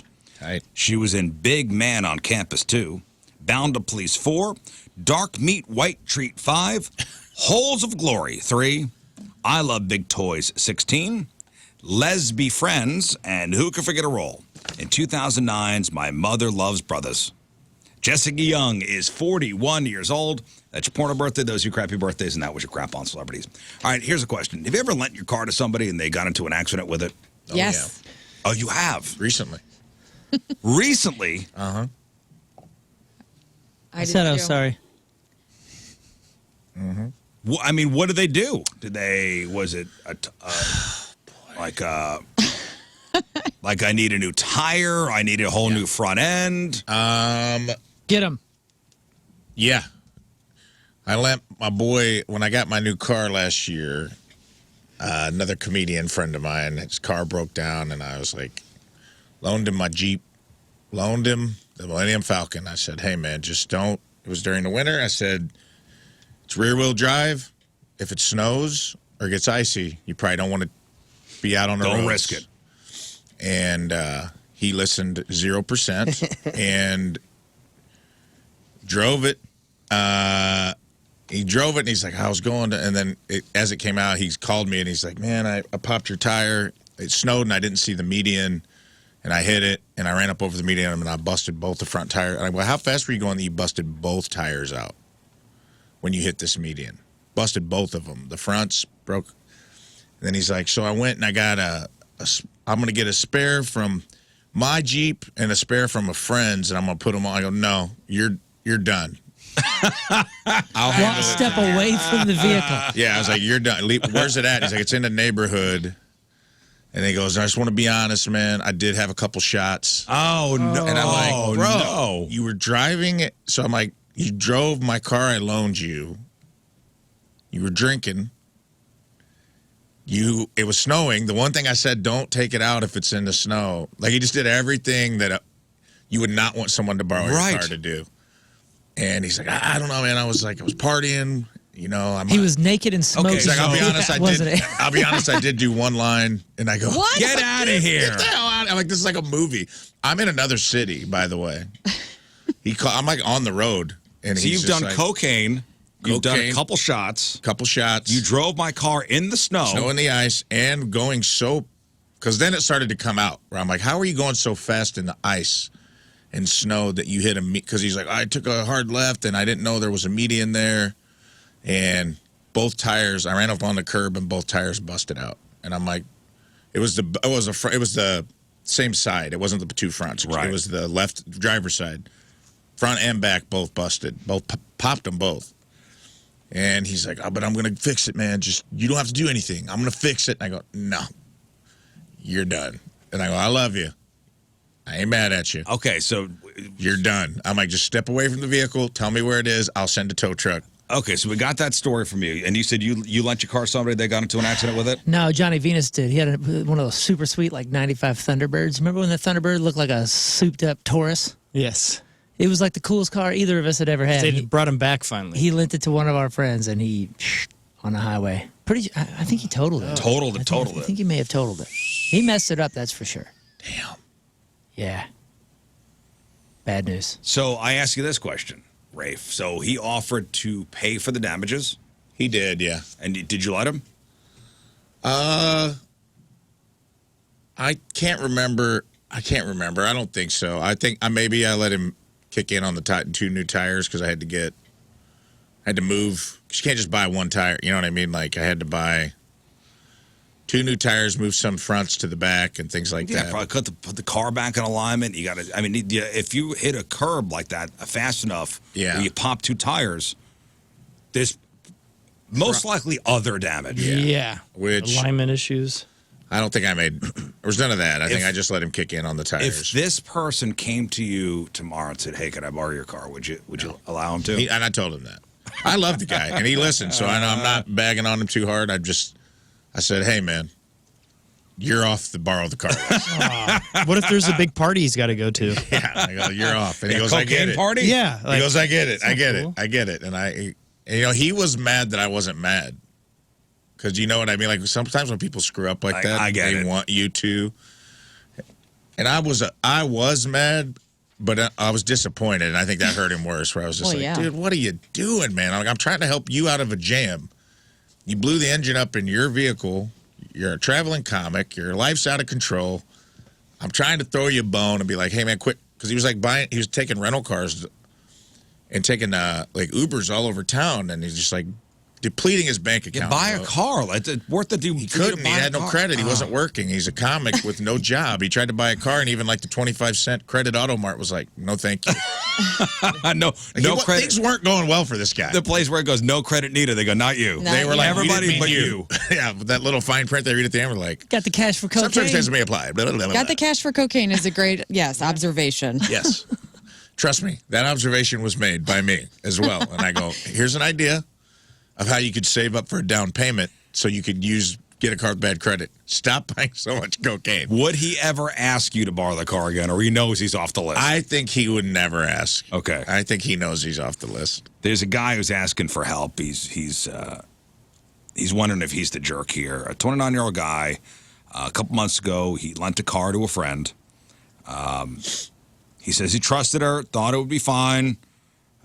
She ended up wrecking the car, totaled the front end. She swore it was an accident, offered to pay for the repairs. It took weeks to get the car fixed. He was, you lent somebody your car. Mm-hmm. Okay, yeah, they wreck it.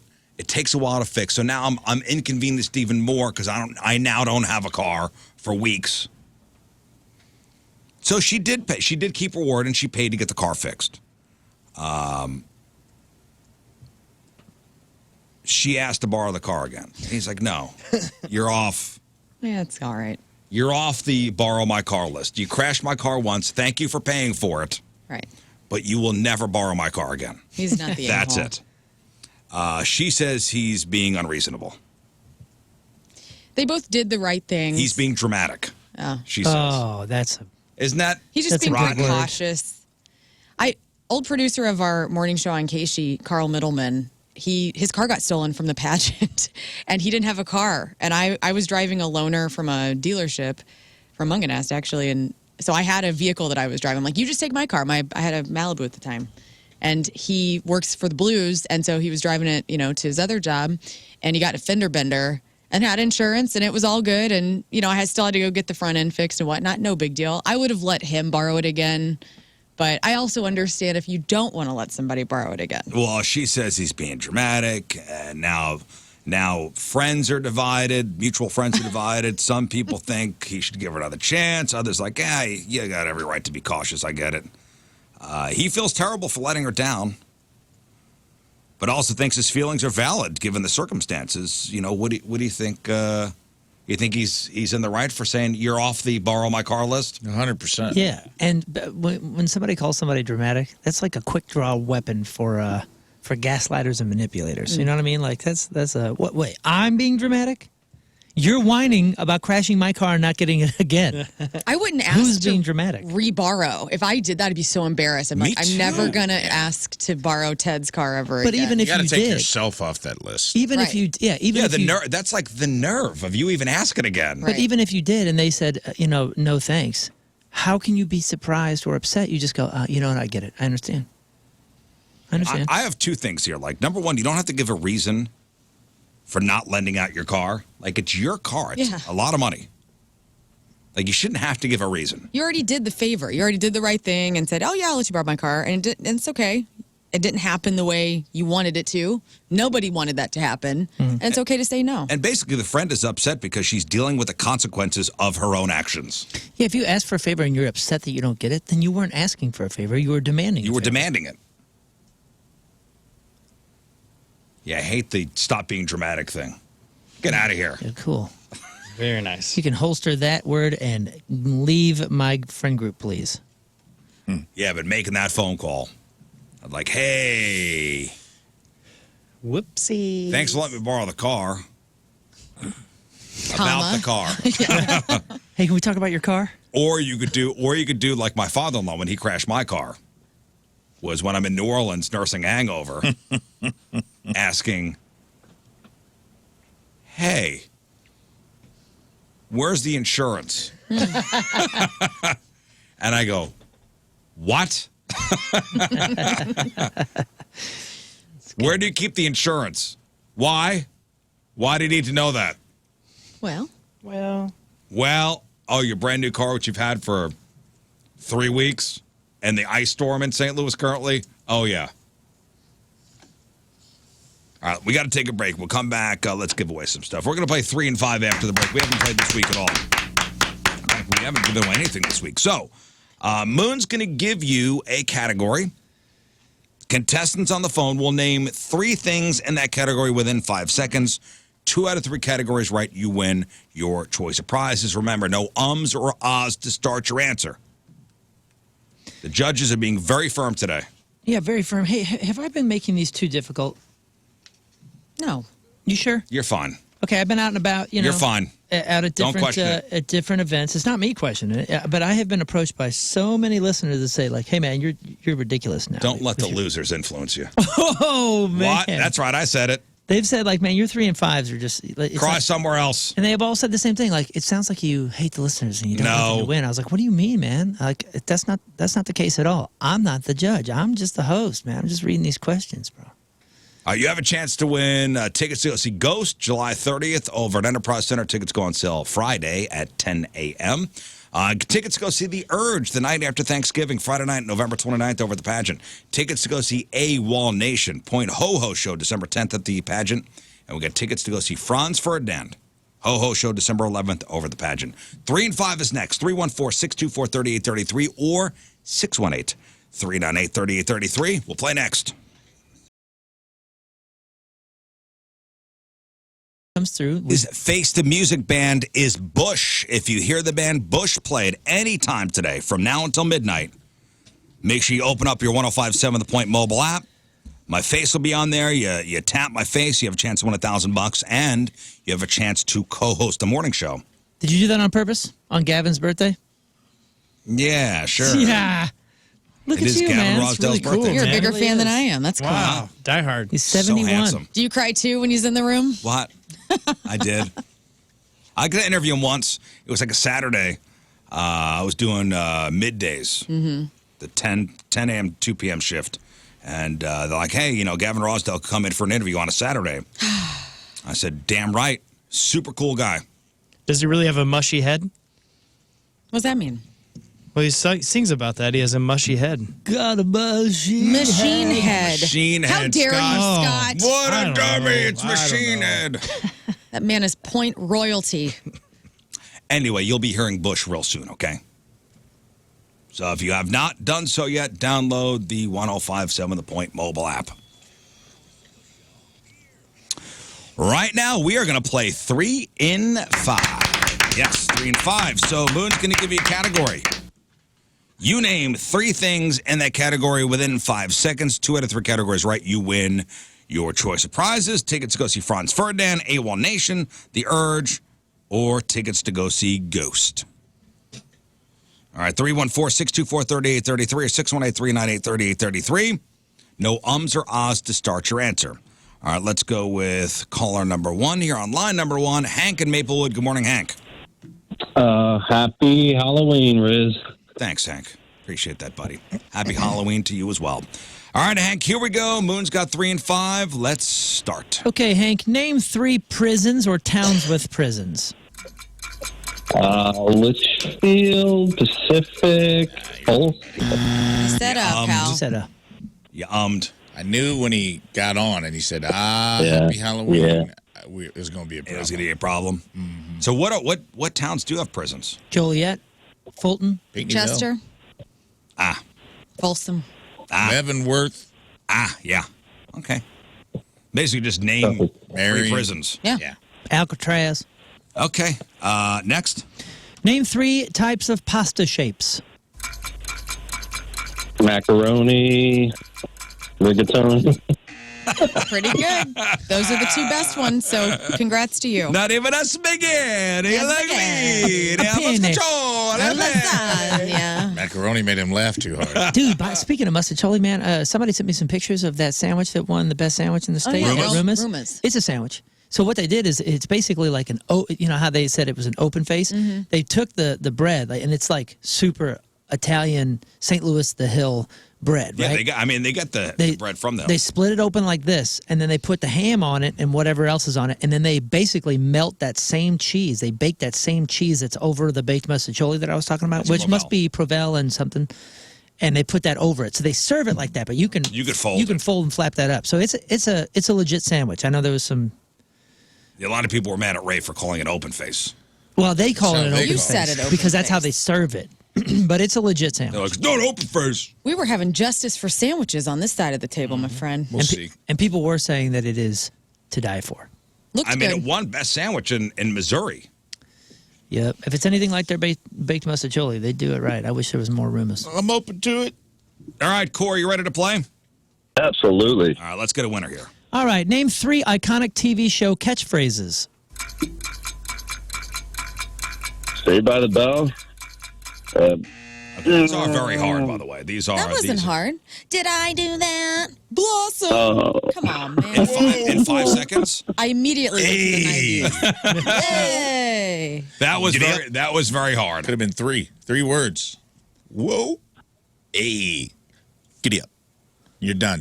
You're out. Yeah, but to think of that Yeah. in 5 seconds is that's Wow, tough. there's so many. Okay, all right. Bazinga. Okay. All right, next. Name 3 famous movies with aliens. Close Encounters, Fire in the Sky. Oh, man. I wanted him to win because those 2 are such good answers. Aliens. Fire in the You're Sky. going to give him the shortened version of Close Encounters of the Third Oh, Kind. you got to. Yeah, I would have. I was going to give it. I'm not the judge, though. You gotta. I was going to give it. Oh, Fire in the Sky, dude. Oh, that movie's so Still good. have not watched it. Oh, dude, I don't think anybody's talked about Fire in the Sky since 1996, but on this show we talk about it every month. Cheyenne. It is. Yes. All right, Cheyenne. Here we go. Name 3 magicians. Magicians. Killing it. Guys with a lion. You guys have a Guys with lion? Lions. Yeah. Guys. Freedom Yeah, Play. You that would have had counts. 2 right there. That was 2. Siegfried, No, I Guys can't think of with the name. Lions. Roy, David Copperfield. David. That's the name. Beanie. Guys with the Lions. Were they even magicians? Yeah, I think think so. so, right? David Blaine.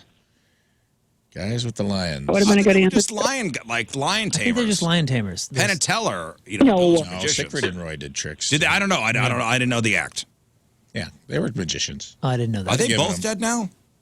No. I think one of them was eaten by their tiger, but the other one I think is Yeah, literally He's eaten died. on stage. But he Eaten. survived. He had a stroke. No, the whole From tiger the- ate the tiger ate him on stage. The whole thing. Next. Okay, name 3 common sicknesses. a flu, COVID, and a cold. Perfect. go. Flu, COVID, cold. Fine. That's what I was looking for. Fine. Cold, flu, COVID, cold. Next. COVID, cold, flu, COVID, cold. Next. Sneeze. Final You one. got the chills and fever. Okay, name 3 famous pirates. Jack Sparrow, Jack and the Neverland Pirates, and Peter Pan.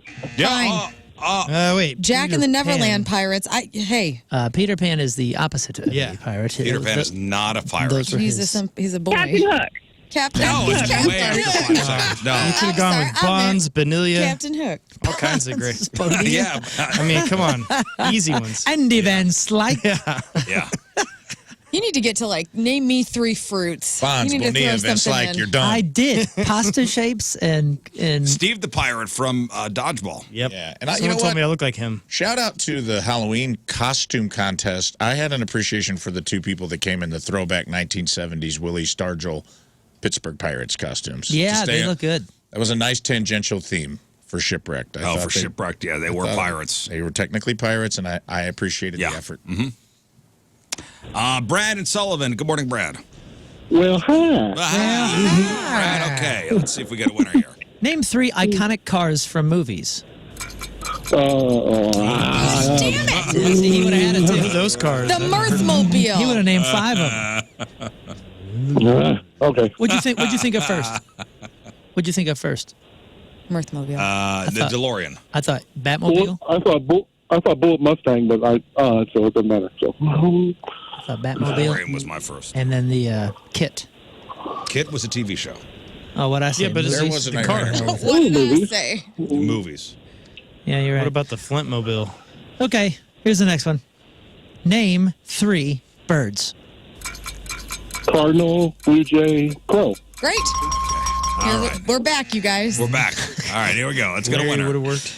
Name 3 iconic comic book sidekicks. Robin. I got He named 4 birds. He did name 4 birds. 4 birds, technically. A bonus bird. Those are bird guy. he's still on birds. No. Yes. Yes. Robin. We got 4 birds out of him. I don't know though. if I'm happy about technically that. that was a DQ or not. I was going to let him have I it. was if he going to got have it. All right, Kyle. Let's go. All right. All right, here we go. Name 3 tropical fruits. Orange, pineapple, banana. Cool. Okay. Let's just be cool. Okay, we're cool. It's good. Next. Name 3 rivers in Europe. Not happening. Not happening. This is America, pal. Float down Hey, the name us 3 American rivers, Can you dude. name 3? Quick. Seine, is Euphrates. And that's I'm done. The France The River. Amazon, dude. The Rhine. Rhine. The Rhine. Rhine. The River Thames. Thames. I know that one. Oh. Okay. Next. Last one. Thames. Oh. Okay. Name 3 types of clouds. Cirrus, cumulus, cumulonimbus. Yes! This man What is the a heck? golden god. Nice. Hang on. Well he say? done. He said Sirius, Sirius, and then he said Cirrus. Cirrus, cumulus, cumulonimbus. and cumulonimbus. Would you have taken? Cumulonimbus. Yeah, Cumulonimbus, those are the that's big a- fat that's a ones. storm. It's a magic right? word, I think. That's cool. Those are big puffy ones, aren't they? I just saw a stat that a thunderhead cumulus cloud weighs over 1 million pounds. You want to get to this, Crazy. dude? 1 million pounds and it floats in the sky, man. You ever think I about love that you're Googling clouds on your after hours. 1 million Wild, pounds and man. it's floating above us, Wild. dude. We can die. At any time. That fell on you, dude? You'd be dead. You're dead, dude. Cumulonimbus clouds are the most iconic, beloved, and feared clouds on the Those are planet. the storm dude, clouds, they're right? scary, man. They weigh 1 million pounds, man. I fear clouds. Richard, hello. Morning, fellas. Hey, All right, man. Richard. What's Here up, we dude? go. Yeah. Hey, brother. Name 3 legendary kings. King Richard, King Arthur, King. Oh, I had it. I would have accepted Ding-a-ling. King Kong. King Louis. Joffrey. Oh, man. We're I named thought after you one. had that. Damn it. Next. King Scott. Oh, yeah. I mean, that's what I was going for. Okay. Name 3 famous Christmas songs. Silent Night, Jingle Bells, Merry Christmas. No. Rudolph the There's Red-Nosed no Reindeer. song named Merry Christmas. I don't Let's look believe it up. there is. Merry Christmas. Merry Christmas. Merry Merry Nice. Christmas. to Kiss you. my ass, kiss his ass, Merry kiss your ass. Christmas Happy to Hanukkah. you. Merry Christmas to you. There is a Merry Christmas by Elton John. That's what he was referring That's to. exactly what you were referring to. Am I right? 100%. Yeah. 100%. All right, someone in this room sing me one line from Merry Christmas from Elton John. Yeah, Merry Christmas, Christmas. Merry to Christmas. you. Hold me closer, Merry Christmas. I remember when Christmas was young. Don't let Merry Christmas go down on me. Merry Christmas, you. It's a circle of Christmas. I want this record. All right. It's just Elton John on a money grab, Merry replacing Christmas Christmas to you. with all of his Merry and the Christmas. Tack, tack. He's got electric boots. He's got Rudolph too. You know he's coming in a magic sleigh. I thought it's coming down the chimney. Oh. We'll workshop it. It's good. Okay, next. Name 3 famous sports mascots. Nope. No! Did he win already? Did he? No. Oh, That was one I for thought Merry Christmas was the win. one for Deuce, right? Wait a second. No, he Hold got up. the, he got no, he got Hold the up, he got Kings. Clouds. He got Christmas Kings wrong. He got Christmas songs. But he got the Kings wrong. Oh, that was Richard? Yeah. Oh, goodbye, Richard. Bye.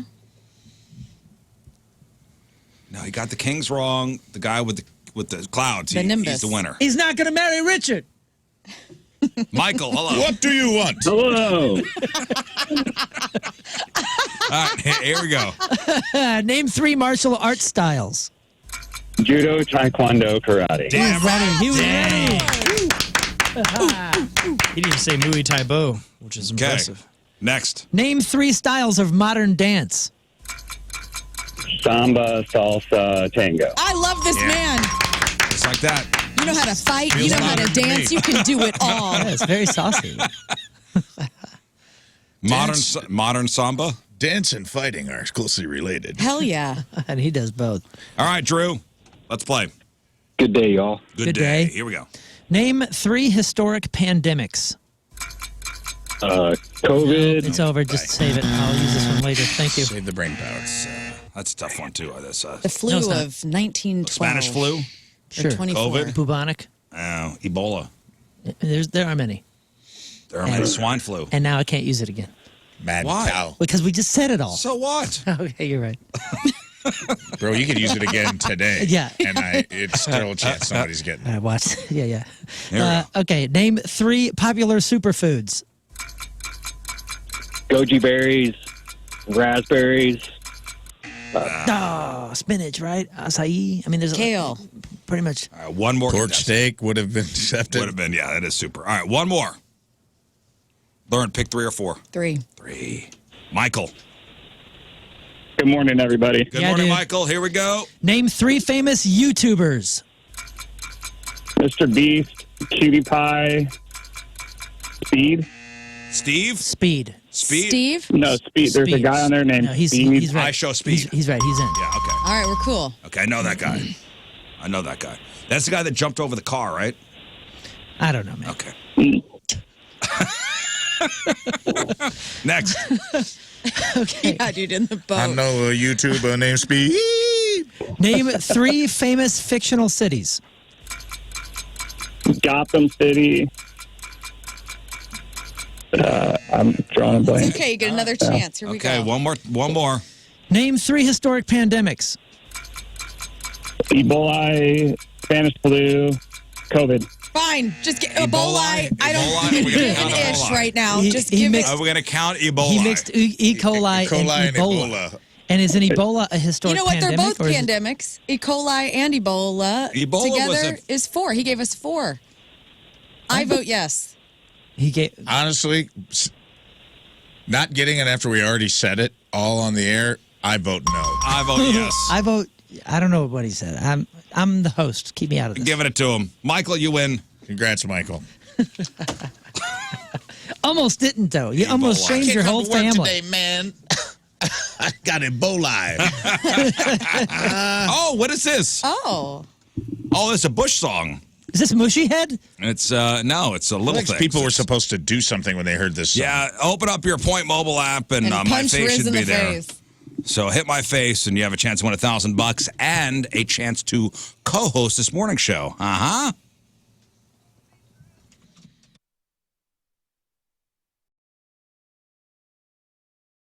Ladies and gentlemen, Chris Kerber. Hey, good morning, Chris. Morning, everybody. How are you today? Are you in Philly yet? We are. We got into Philly last night. Got through customs, which was nice and smooth. Probably, I don't know, arrived at the hotel 1 o'clock, 1:30. Somewhere in there. You're already 4 cheesesteaks in, huh, Chris? not till a little later. Not till a little later. I figured I'd wait at least till about 11 a.m. rather than 6 a.m. Hey, right, Curbs, before we get into blues, I got to ask you something. Do you get direct messages from fans? You mean like through one of the social media apps? Yeah, like anybody ever slide into your DMs ever? Oh, yeah. Have you Yeah, that happens. This is Learn's Blues right Have here. you ever gotten a message that sounded like this?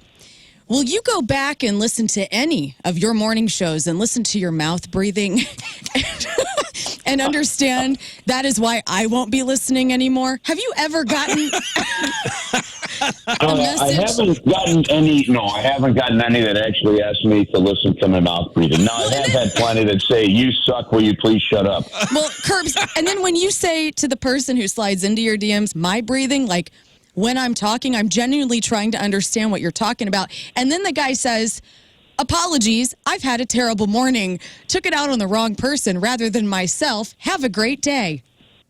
Anything like that for you today? No? No, not today. But I think you should just look at it with a little sense of pride that you help somebody realize the error of their ways, Thank you. And then block the son of a bitch. Yeah. Learn got that message this morning. So 7:41, you get the mouth. 7:41. You get the mouth breathing. And I'm I'm- not listening again because you're a mouth breather. And I go, oh my God, am I a mouth breather? I'm a genuinely concerned person. Like, am I breathing like Mark Wahlberg during the show and I don't realize it? And the guy just comes back and apologizes. Well, And how long did it take from the initial message to the apology? split second. So he Like 7:41, he sent it. I responded an hour later. The minute I responded, the apology came. So I guess an hour. Overreaction. I am a mouth breather. I don't You're know. not a mouth breather. Don't let him get in your head. No, What do you mean you're a mouth breather? Like, I who breathe. doesn't breathe out of their mouth? That's a good point.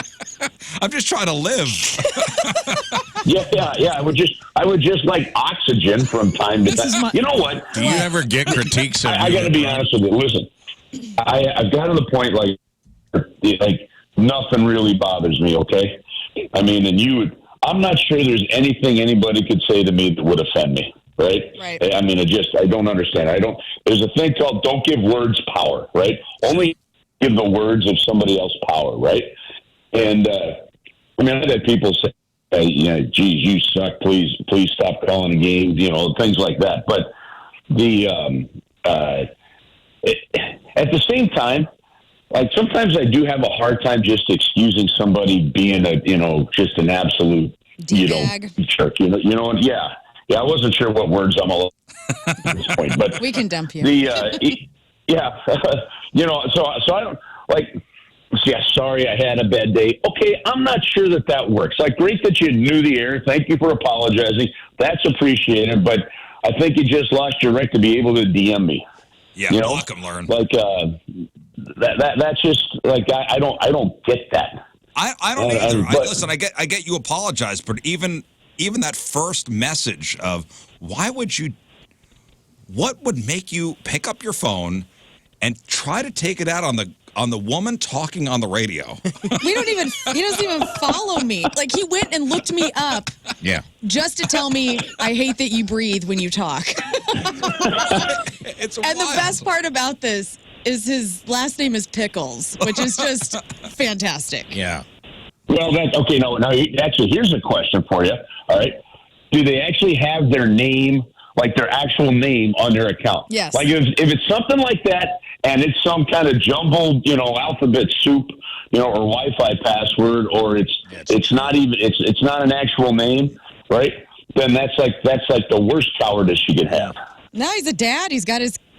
I believe it's his real name. I think well- he's got his kid. Oh, why does it? Okay, here's another one. Does it say dad in his bio? Oh, let me look. Does that matter? Father. You know, wait, Father, Mike, husband, wait, Christian. This is going to be better. Now, yeah, Riz, that's exactly where I was about to go. And I'm Catholic. This blows my mind, right? Some of those vile, worst stuff, some of the most critical stuff that I've ever gotten on social media, you look in their bio and it says Christian, and I'm like, what the hell kind of religion? Oh, yeah. No, it What doesn't say church anything. do you go to? Like the Church of Andrew Dice Clay? I The kind of wish. church I want to go to, Chris. It's an angry church. The Church of Clay. Anyway, thanks for the wisdom, Where Kurt. every hour the bells just go, hey, hey, hey. So I DM'd the broad. I just try to get in the mind of some of these people. Like, what would make you do that? Like, to send you that message, I can't wrap my head around ever doing that. No, it's one thing to maybe think it, which I still don't fully understand. But then you sit there and say, "Well, I'm going to make a point just to make my diet." Yeah, I don't get that. Now here's a much more mild one that I've learned to get a kick out of. Is like somebody will introduce you to somebody and they'll like, "Hey, this is Chris Turbia. He does broadcast the Blues games," and they immediately just jump in and like, "Oh, I'm really not much of a hockey fan." And I'm like, well, that's okay. Like, I don't, nice to meet you. Like they immediately had to vow. So You get that all the time, Chris. Yeah. Yeah. Well, this did happen to me once. And so the guy says, "I'm not much of a hockey fan." And I go, "What do you do for a living?" And he goes, "I'm a plumber." I said, "I'm really not much of a fan of plumbers." And he says, I swear to God, he goes, "Oh, I didn't mean it like that." I'm like, well, what are we talking about here?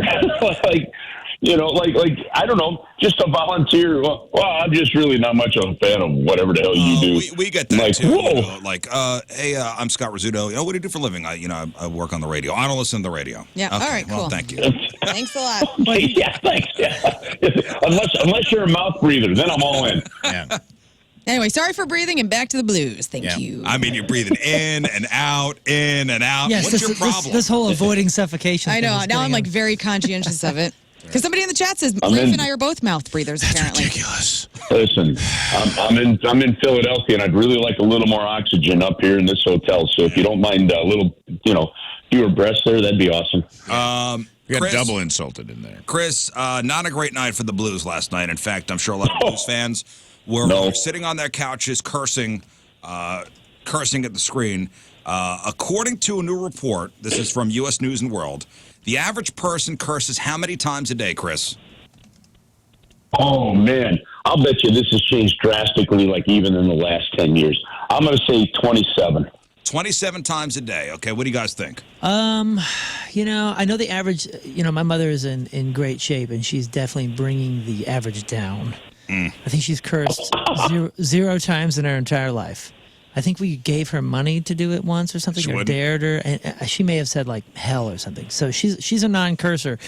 So with her around for another 20 years, it's going to be lower than you think it is. Well, Chris says 27. I'm going to need an answer, please. 27. I'm going to say 22. 22. 23. 23. Oh, sorry, I was holding my breath. I will say 200. 200. Okay, Scott. I guess 36. The average person curses 80 times a day. Wow. Which is more than 3 times an hour.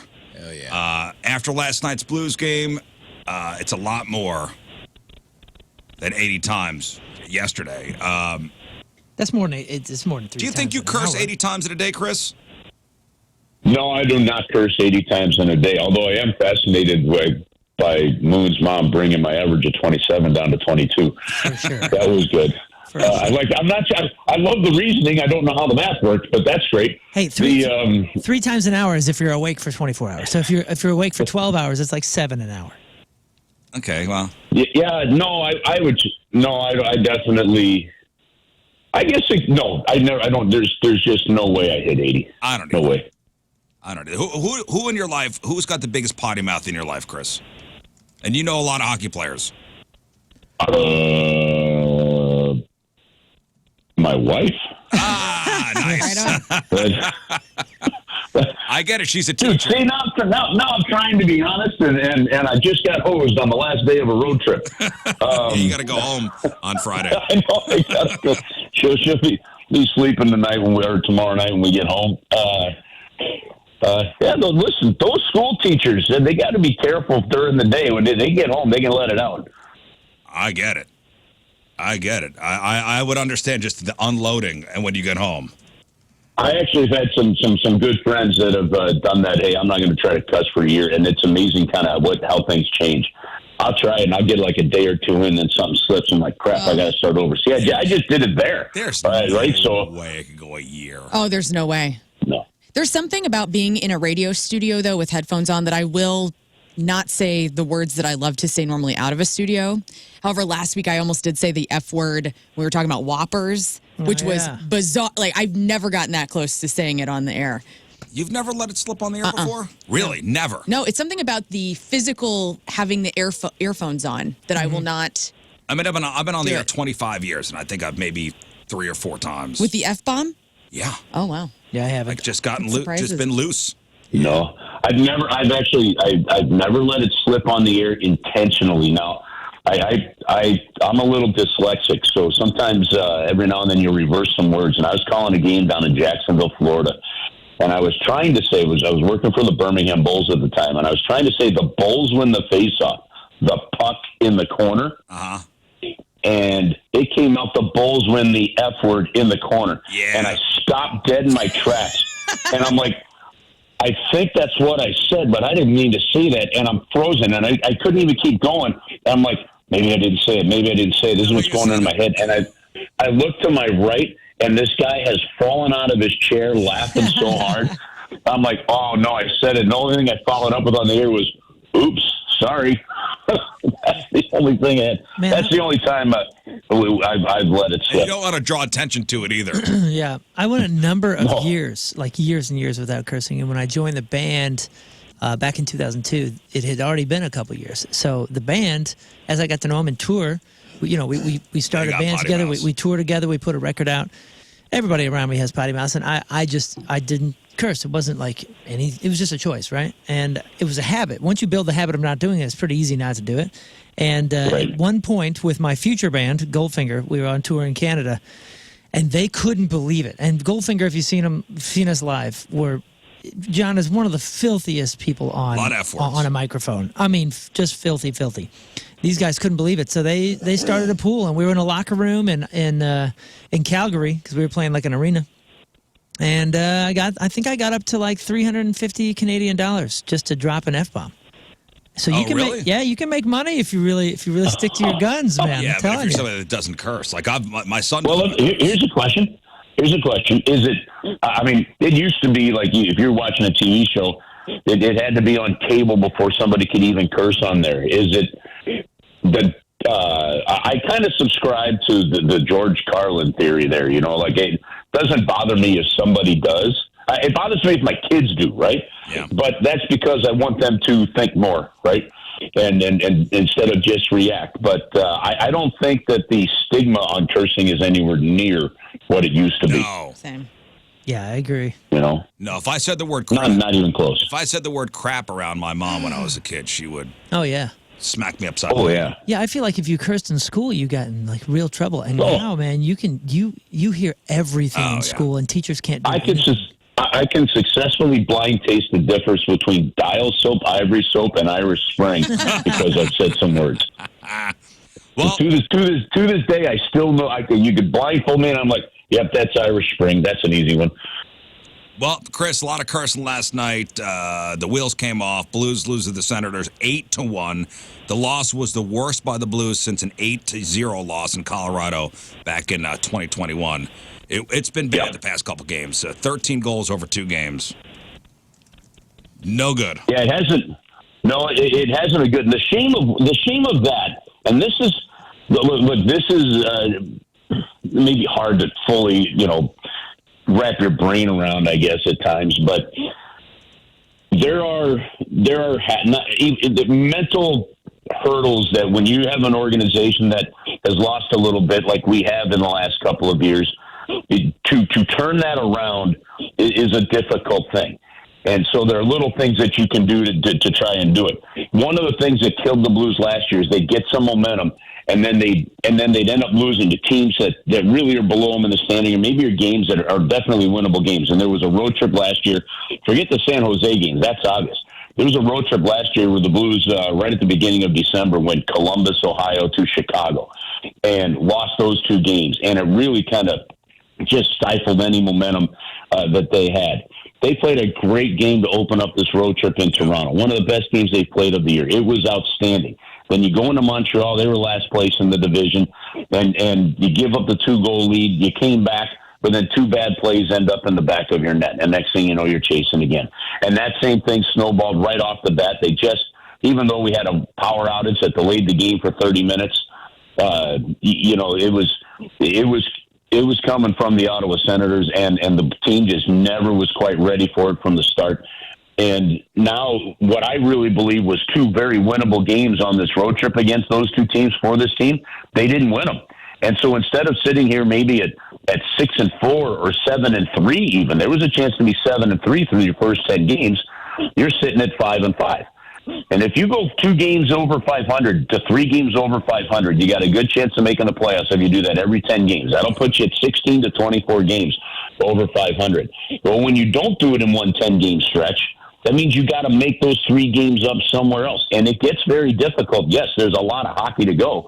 But, that's one thing from last season that the Blues haven't proven this year that they've overcome yet. And that's the ability to not play to the level of the teams below them and dominate those games and get the wins that they should be getting. Yeah, here's what I was thinking last night. So Joel Hofer, he gives up 5 goals, right? He pulled from the game in the second. Bennington comes in. First shot he faces. First shot he faces.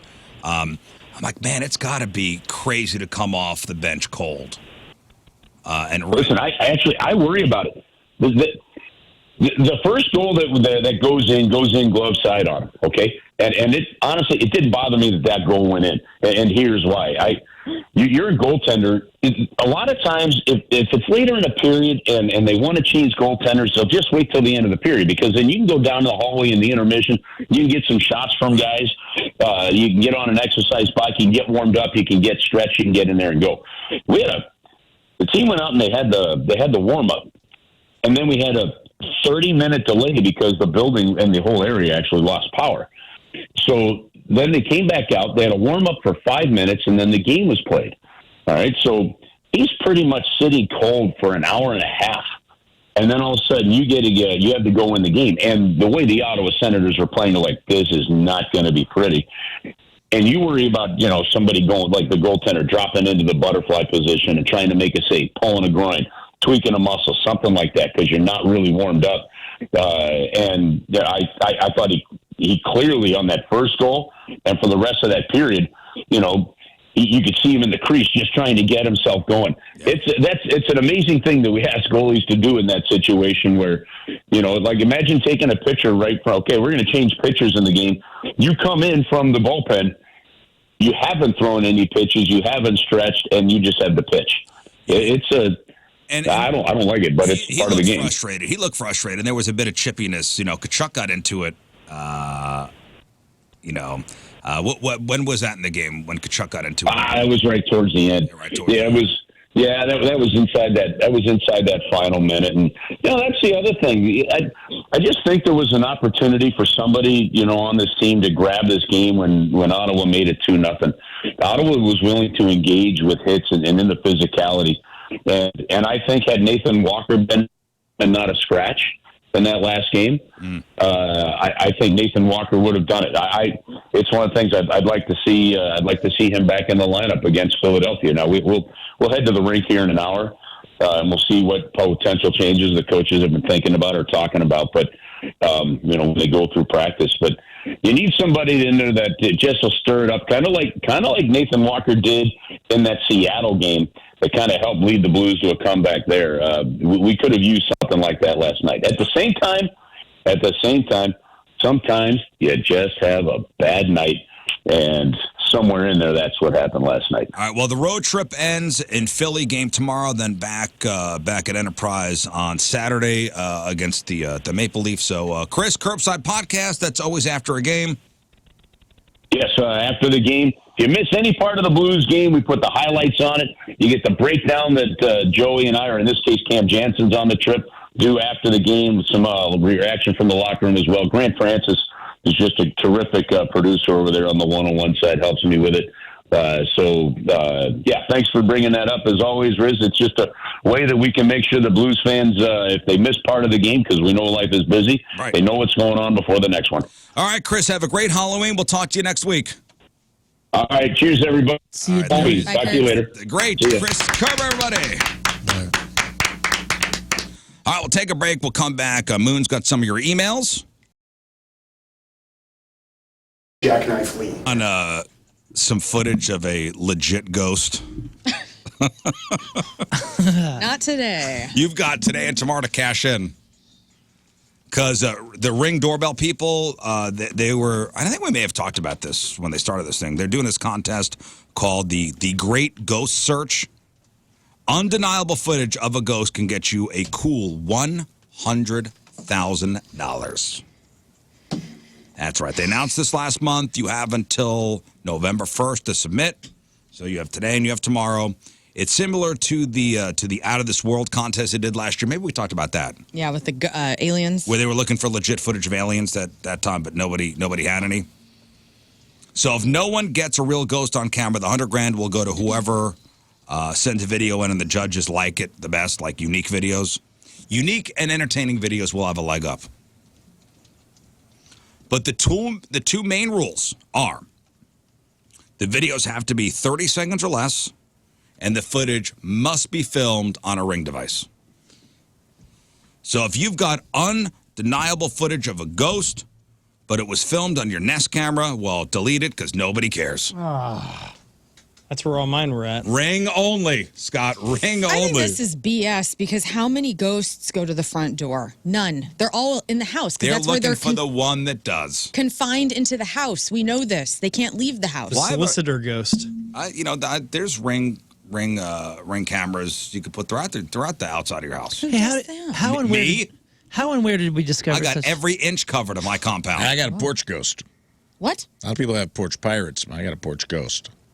How and where did we discover such clever rules for all these ghosts? Like the confinements, the only come out at night.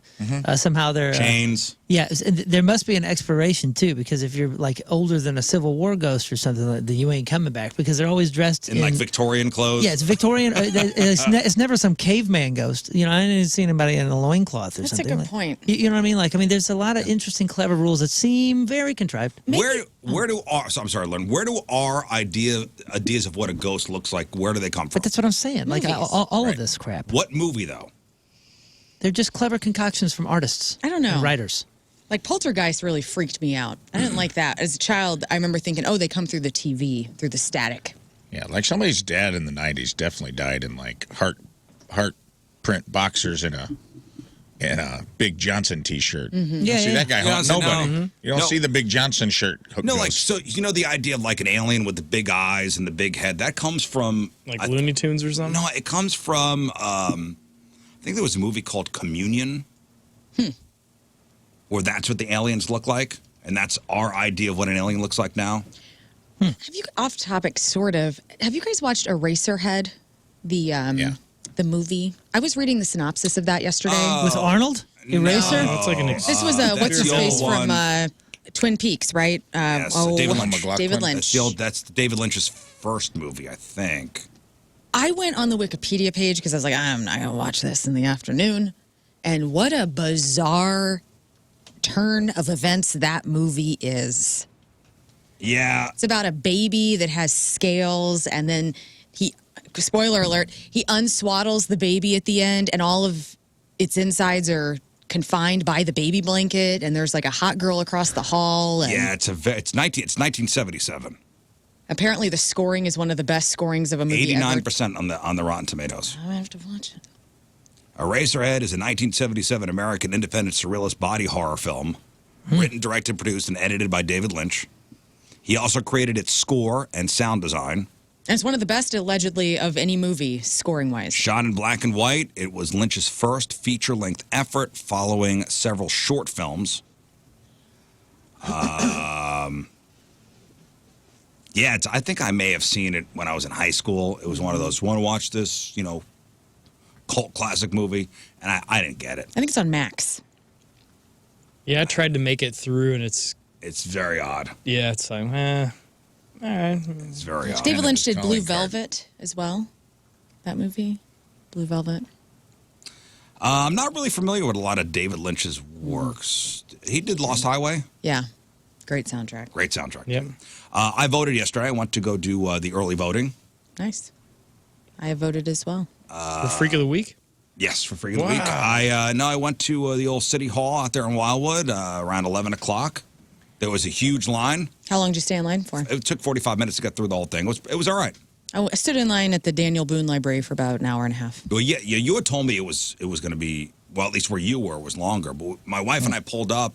I'm like, oh, it's not that bad. I'm like, oh, God, the line is around the building. But it went quick. It did. So have you all done the early voting now? No, this is the first time I've ever early voted. This is me, too. That's none of your damn business, and All I right. thank you to stay out of my personal affairs. Seeing. Just seeing. Well, dude, it was such a cool scene down there, dude. It was a lot of walkers and a lot of. Every retired person in St. Louis canes. was there. And I'm like, what are you guys doing here? It was during the lunch hour, and they were just clogging it up. Well, you know what it was? I went at 11 o'clock, and I get it. Retirees.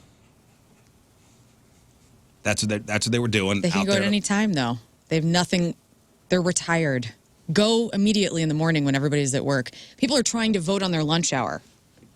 Oh, I didn't tell that to any of the retirees trying to do their thing. No, I didn't either, but I was thinking You were thinking it? And the 26-year-old young lady that is voting for the first time, standing next to me, she was like, I got to get back to work. Like, so people were freaking out.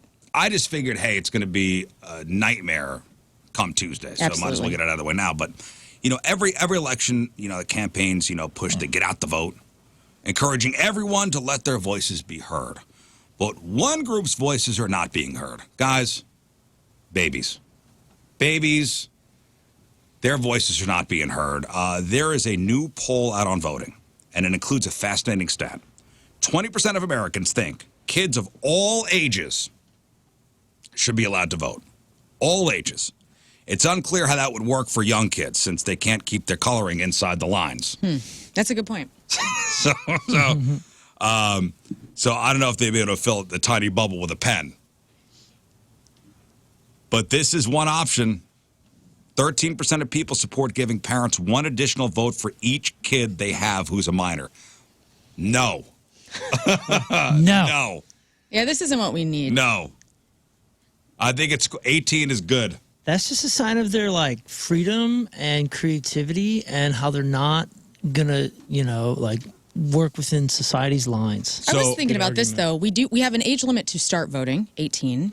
There is no limit to cap that vote. And a lot of these people who are voting will not be here in 4 years. That's just a fact. They're not going to make it. So if you're going to die within 4 years, you should not be able to vote. Should there be an age cap? And I'm not trying to be an a-hole. I'm just saying, why do we have the age cap of youth, but not of people actually graduating on to the afterlife who are not going to be able to see the vote really take effect? Does that really matter?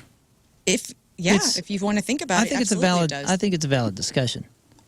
It is interesting how we don't have any age gate on the other side. Yeah. We need it. For We need any- it for presidential candidates. You're supposed to be anything. of sound mind to be able to vote, right? I mean, you have to be able to actually physically do it yourself. Well, I saw a lot of people getting manhandled in to vote.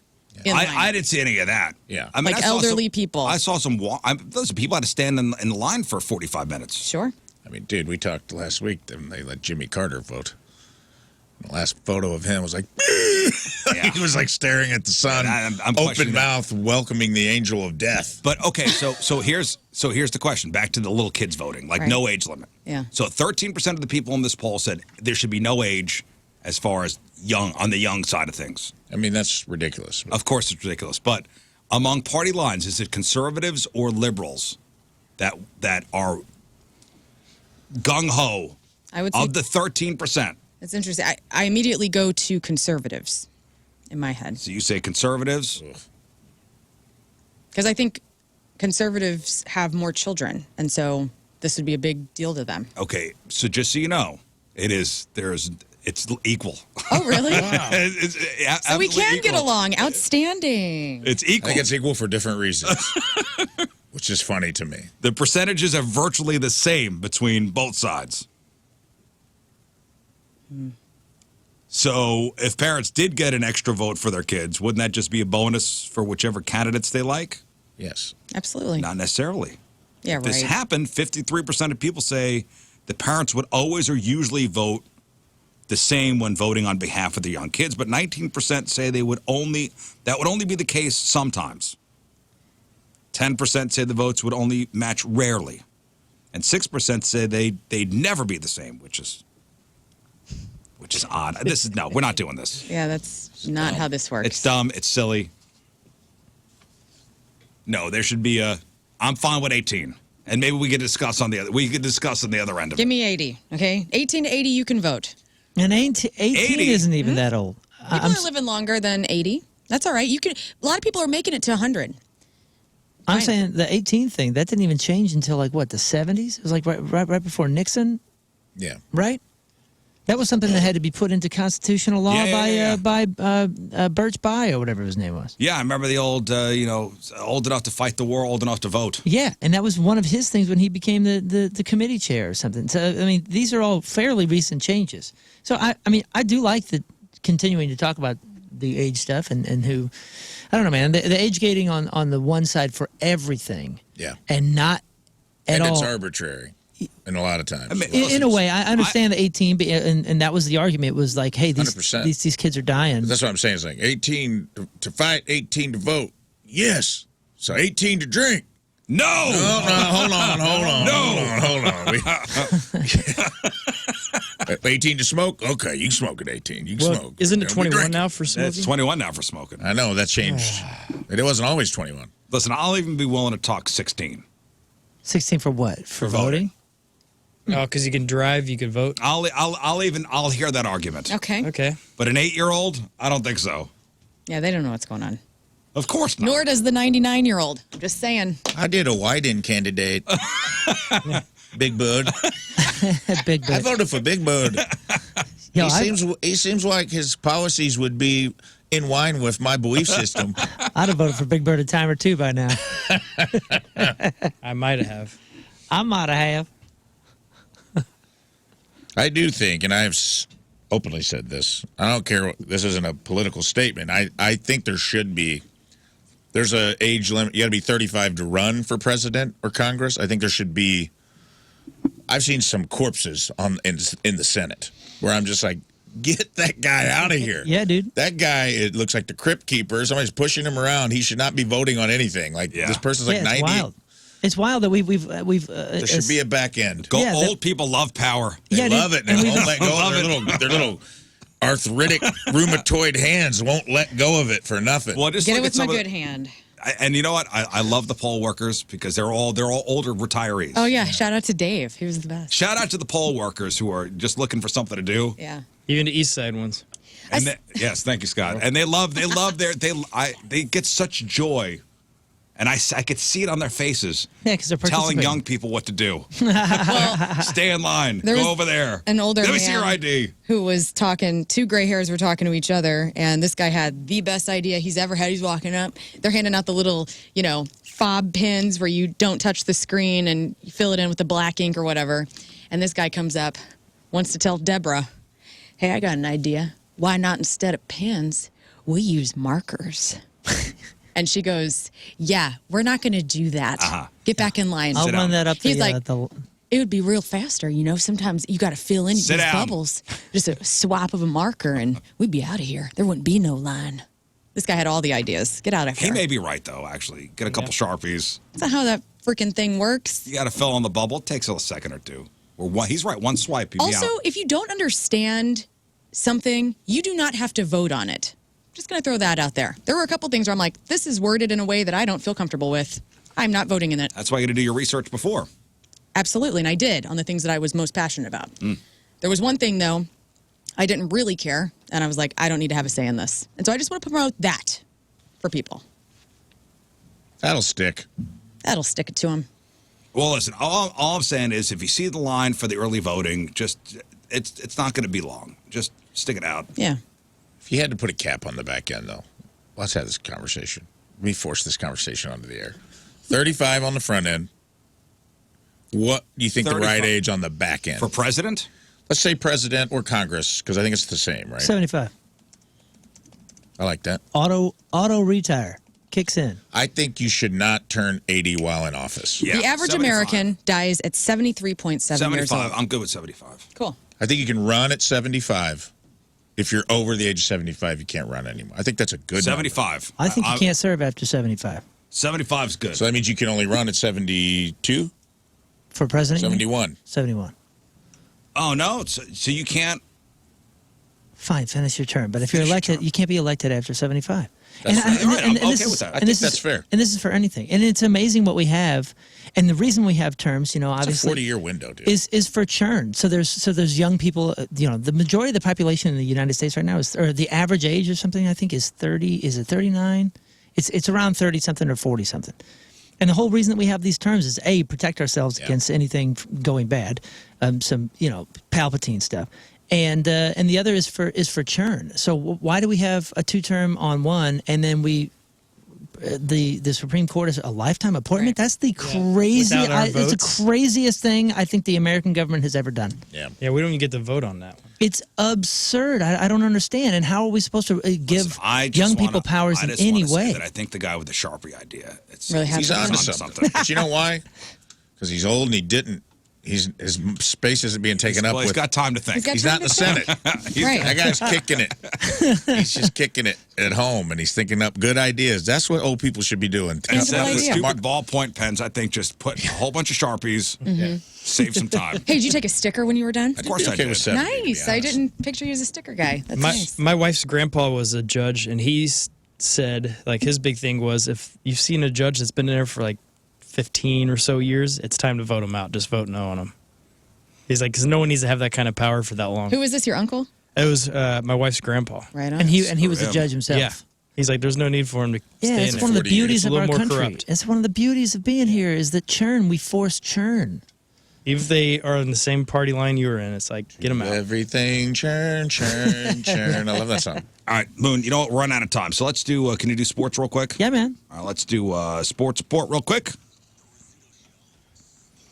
All right, Moon, what do we got? Sports brought to you by 19 Crimes Snoop Dogg Smooth, the silky red blend wine to kick back, relax, and enjoy. Yesterday, the Blues, as we mentioned, got blown out 8-1 as the Senators gave them the worst loss by the Blues since the 8-0 loss at Colorado on January 15th, 2021. Joel Hofer made 16 saves on 21 shots. Then he was pulled.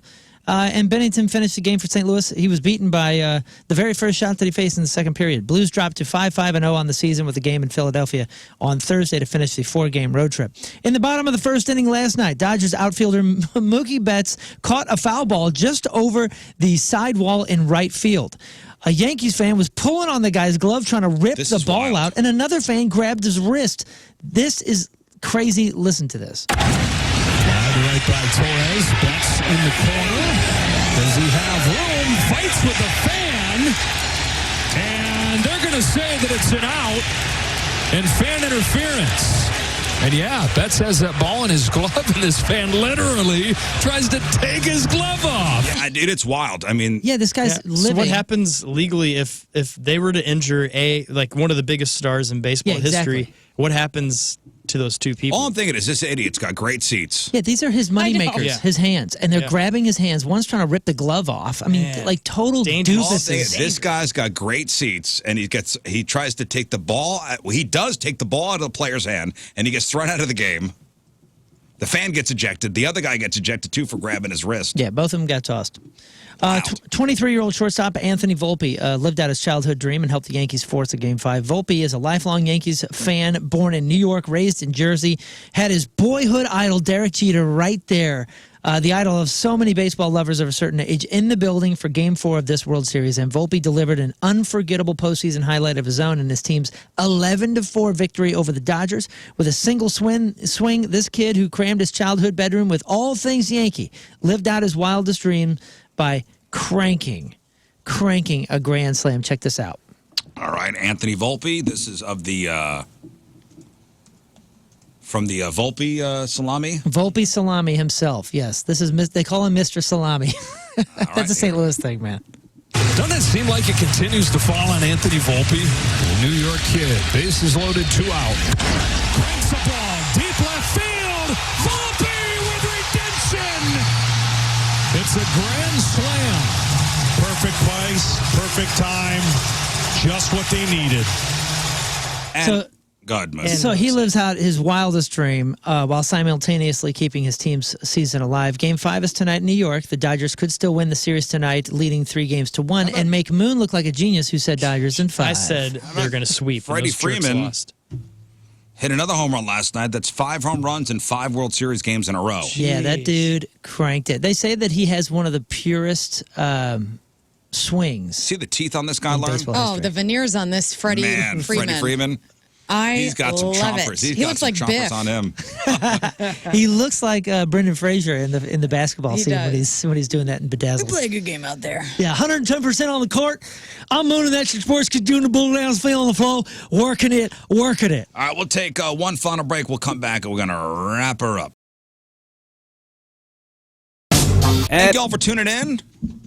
Donnie Fandango's next. Make sure you check out the clip of the day, brought to you by Michael's Flooring. Hey, the racial billboard is outside, I think, right now, downstairs, right outside the building, on Olive, City Place, right next to El Balago. There's a Potbelly here in the strip here, the New Balance store, the Yoga Crushed 6. Red. Yeah, it's all here. Lunch. That's where we are. So, yes, come by for lunch. And sign the billboard and give a little money over to Cardinal Glennon. It's for a good cause. Also, got to thank the 4 companies that have sponsored our heads this week. Start out with Learn. Yes, Alpha Pet. They've been a cat care business for more than 30 years. They patented the flat bottom liner and sifting liner for your cat litter needs. They have odor and moisture absorbing crystals for the litter box. Shop local, alphapetco.com. Rafe. Speaking of Alpha, Victory Men's Health, empowering you to live optimized in memory and support of our friend Jeff Ichabod Burton. I love that man. Visit victorymenshealth.com for more information. My Hat, sponsored by Ella and Ollie Popcorn, St. Louis, locally grown for your home popping experience. Honest to God, the best popcorn you'll ever have, providing the highest quality popcorn varieties, unique seasonings, oils, and poppers. Visit their website, EllaOlliePopcorn.com. And Moon? Some of our favorite food from Case and Bucks, where families and sports enthusiasts come together for great food, entertainment, and experiences. Visit their website, CaseandBucksBarnhart.com, CaseandBucksBarnhart.com. And they've all made very generous donations to Cardinal Glennon Children's Hospital. Face the music today. You are listening for the band Bush. If you hear Bush play on the radio station between now and midnight, make sure you open up your 105.7 The Point mobile app, hit my face, and you have a chance to win $1,000 and a chance to co-host one of our morning shows. All right, Moon, today's podcast is titled I'm Not Scared of Monkeys. Oh, it sounded like Scott sounded there. like Scott, but okay. I'm sorry about that. All right, Moon, what else? December 7th, 3 p.m. and 8 p.m. show, Punk Rock Christmas. You're not going to want to miss it. I just posted a little thing on my socials, just kind of teasing this Christmas EP that we should have out next week. I believe it's in mixing and mastering right now, but Exciting. we're releasing a whole EP, a Christmas EP, just in time for December 7th, Punk Rock Christmas, and I think you guys are going to freaking love it. All right, look forward to that.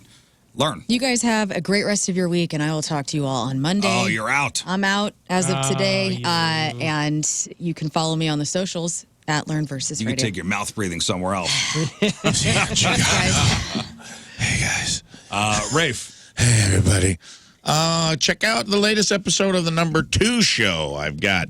Came out yesterday. We got 15 minutes with. We're talking. It's the Spooky Dookie Spooktacular. I got Riz, me and Learn. We may have fallen into a time warp and accidentally fallen into a Wayne's World episode. Check that out. And we gave a lot of good advice. I think I was saving a lot of questions for you. We had a really interesting Tank Talks. It's one of the favorite episodes I've ever done. So go to YouTube or Spotify, check that out, and follow me at I Am Rafe Williams. King Scott. Come sign the billboard. It's going to be fun, and you can follow me at King Scott Rules. All right. We leave you with a selection from our Team Riz Member of the Day, brought to you by Hot Shots. From Shiloh, Illinois, Nathan Burbank is our Team Riz Member of the Day. And Nathan wants to hear this song. Here it is. Have a great day. Donnie next. See you tomorrow. Bye. Energy up. Goodbye. The Rizzuto Show.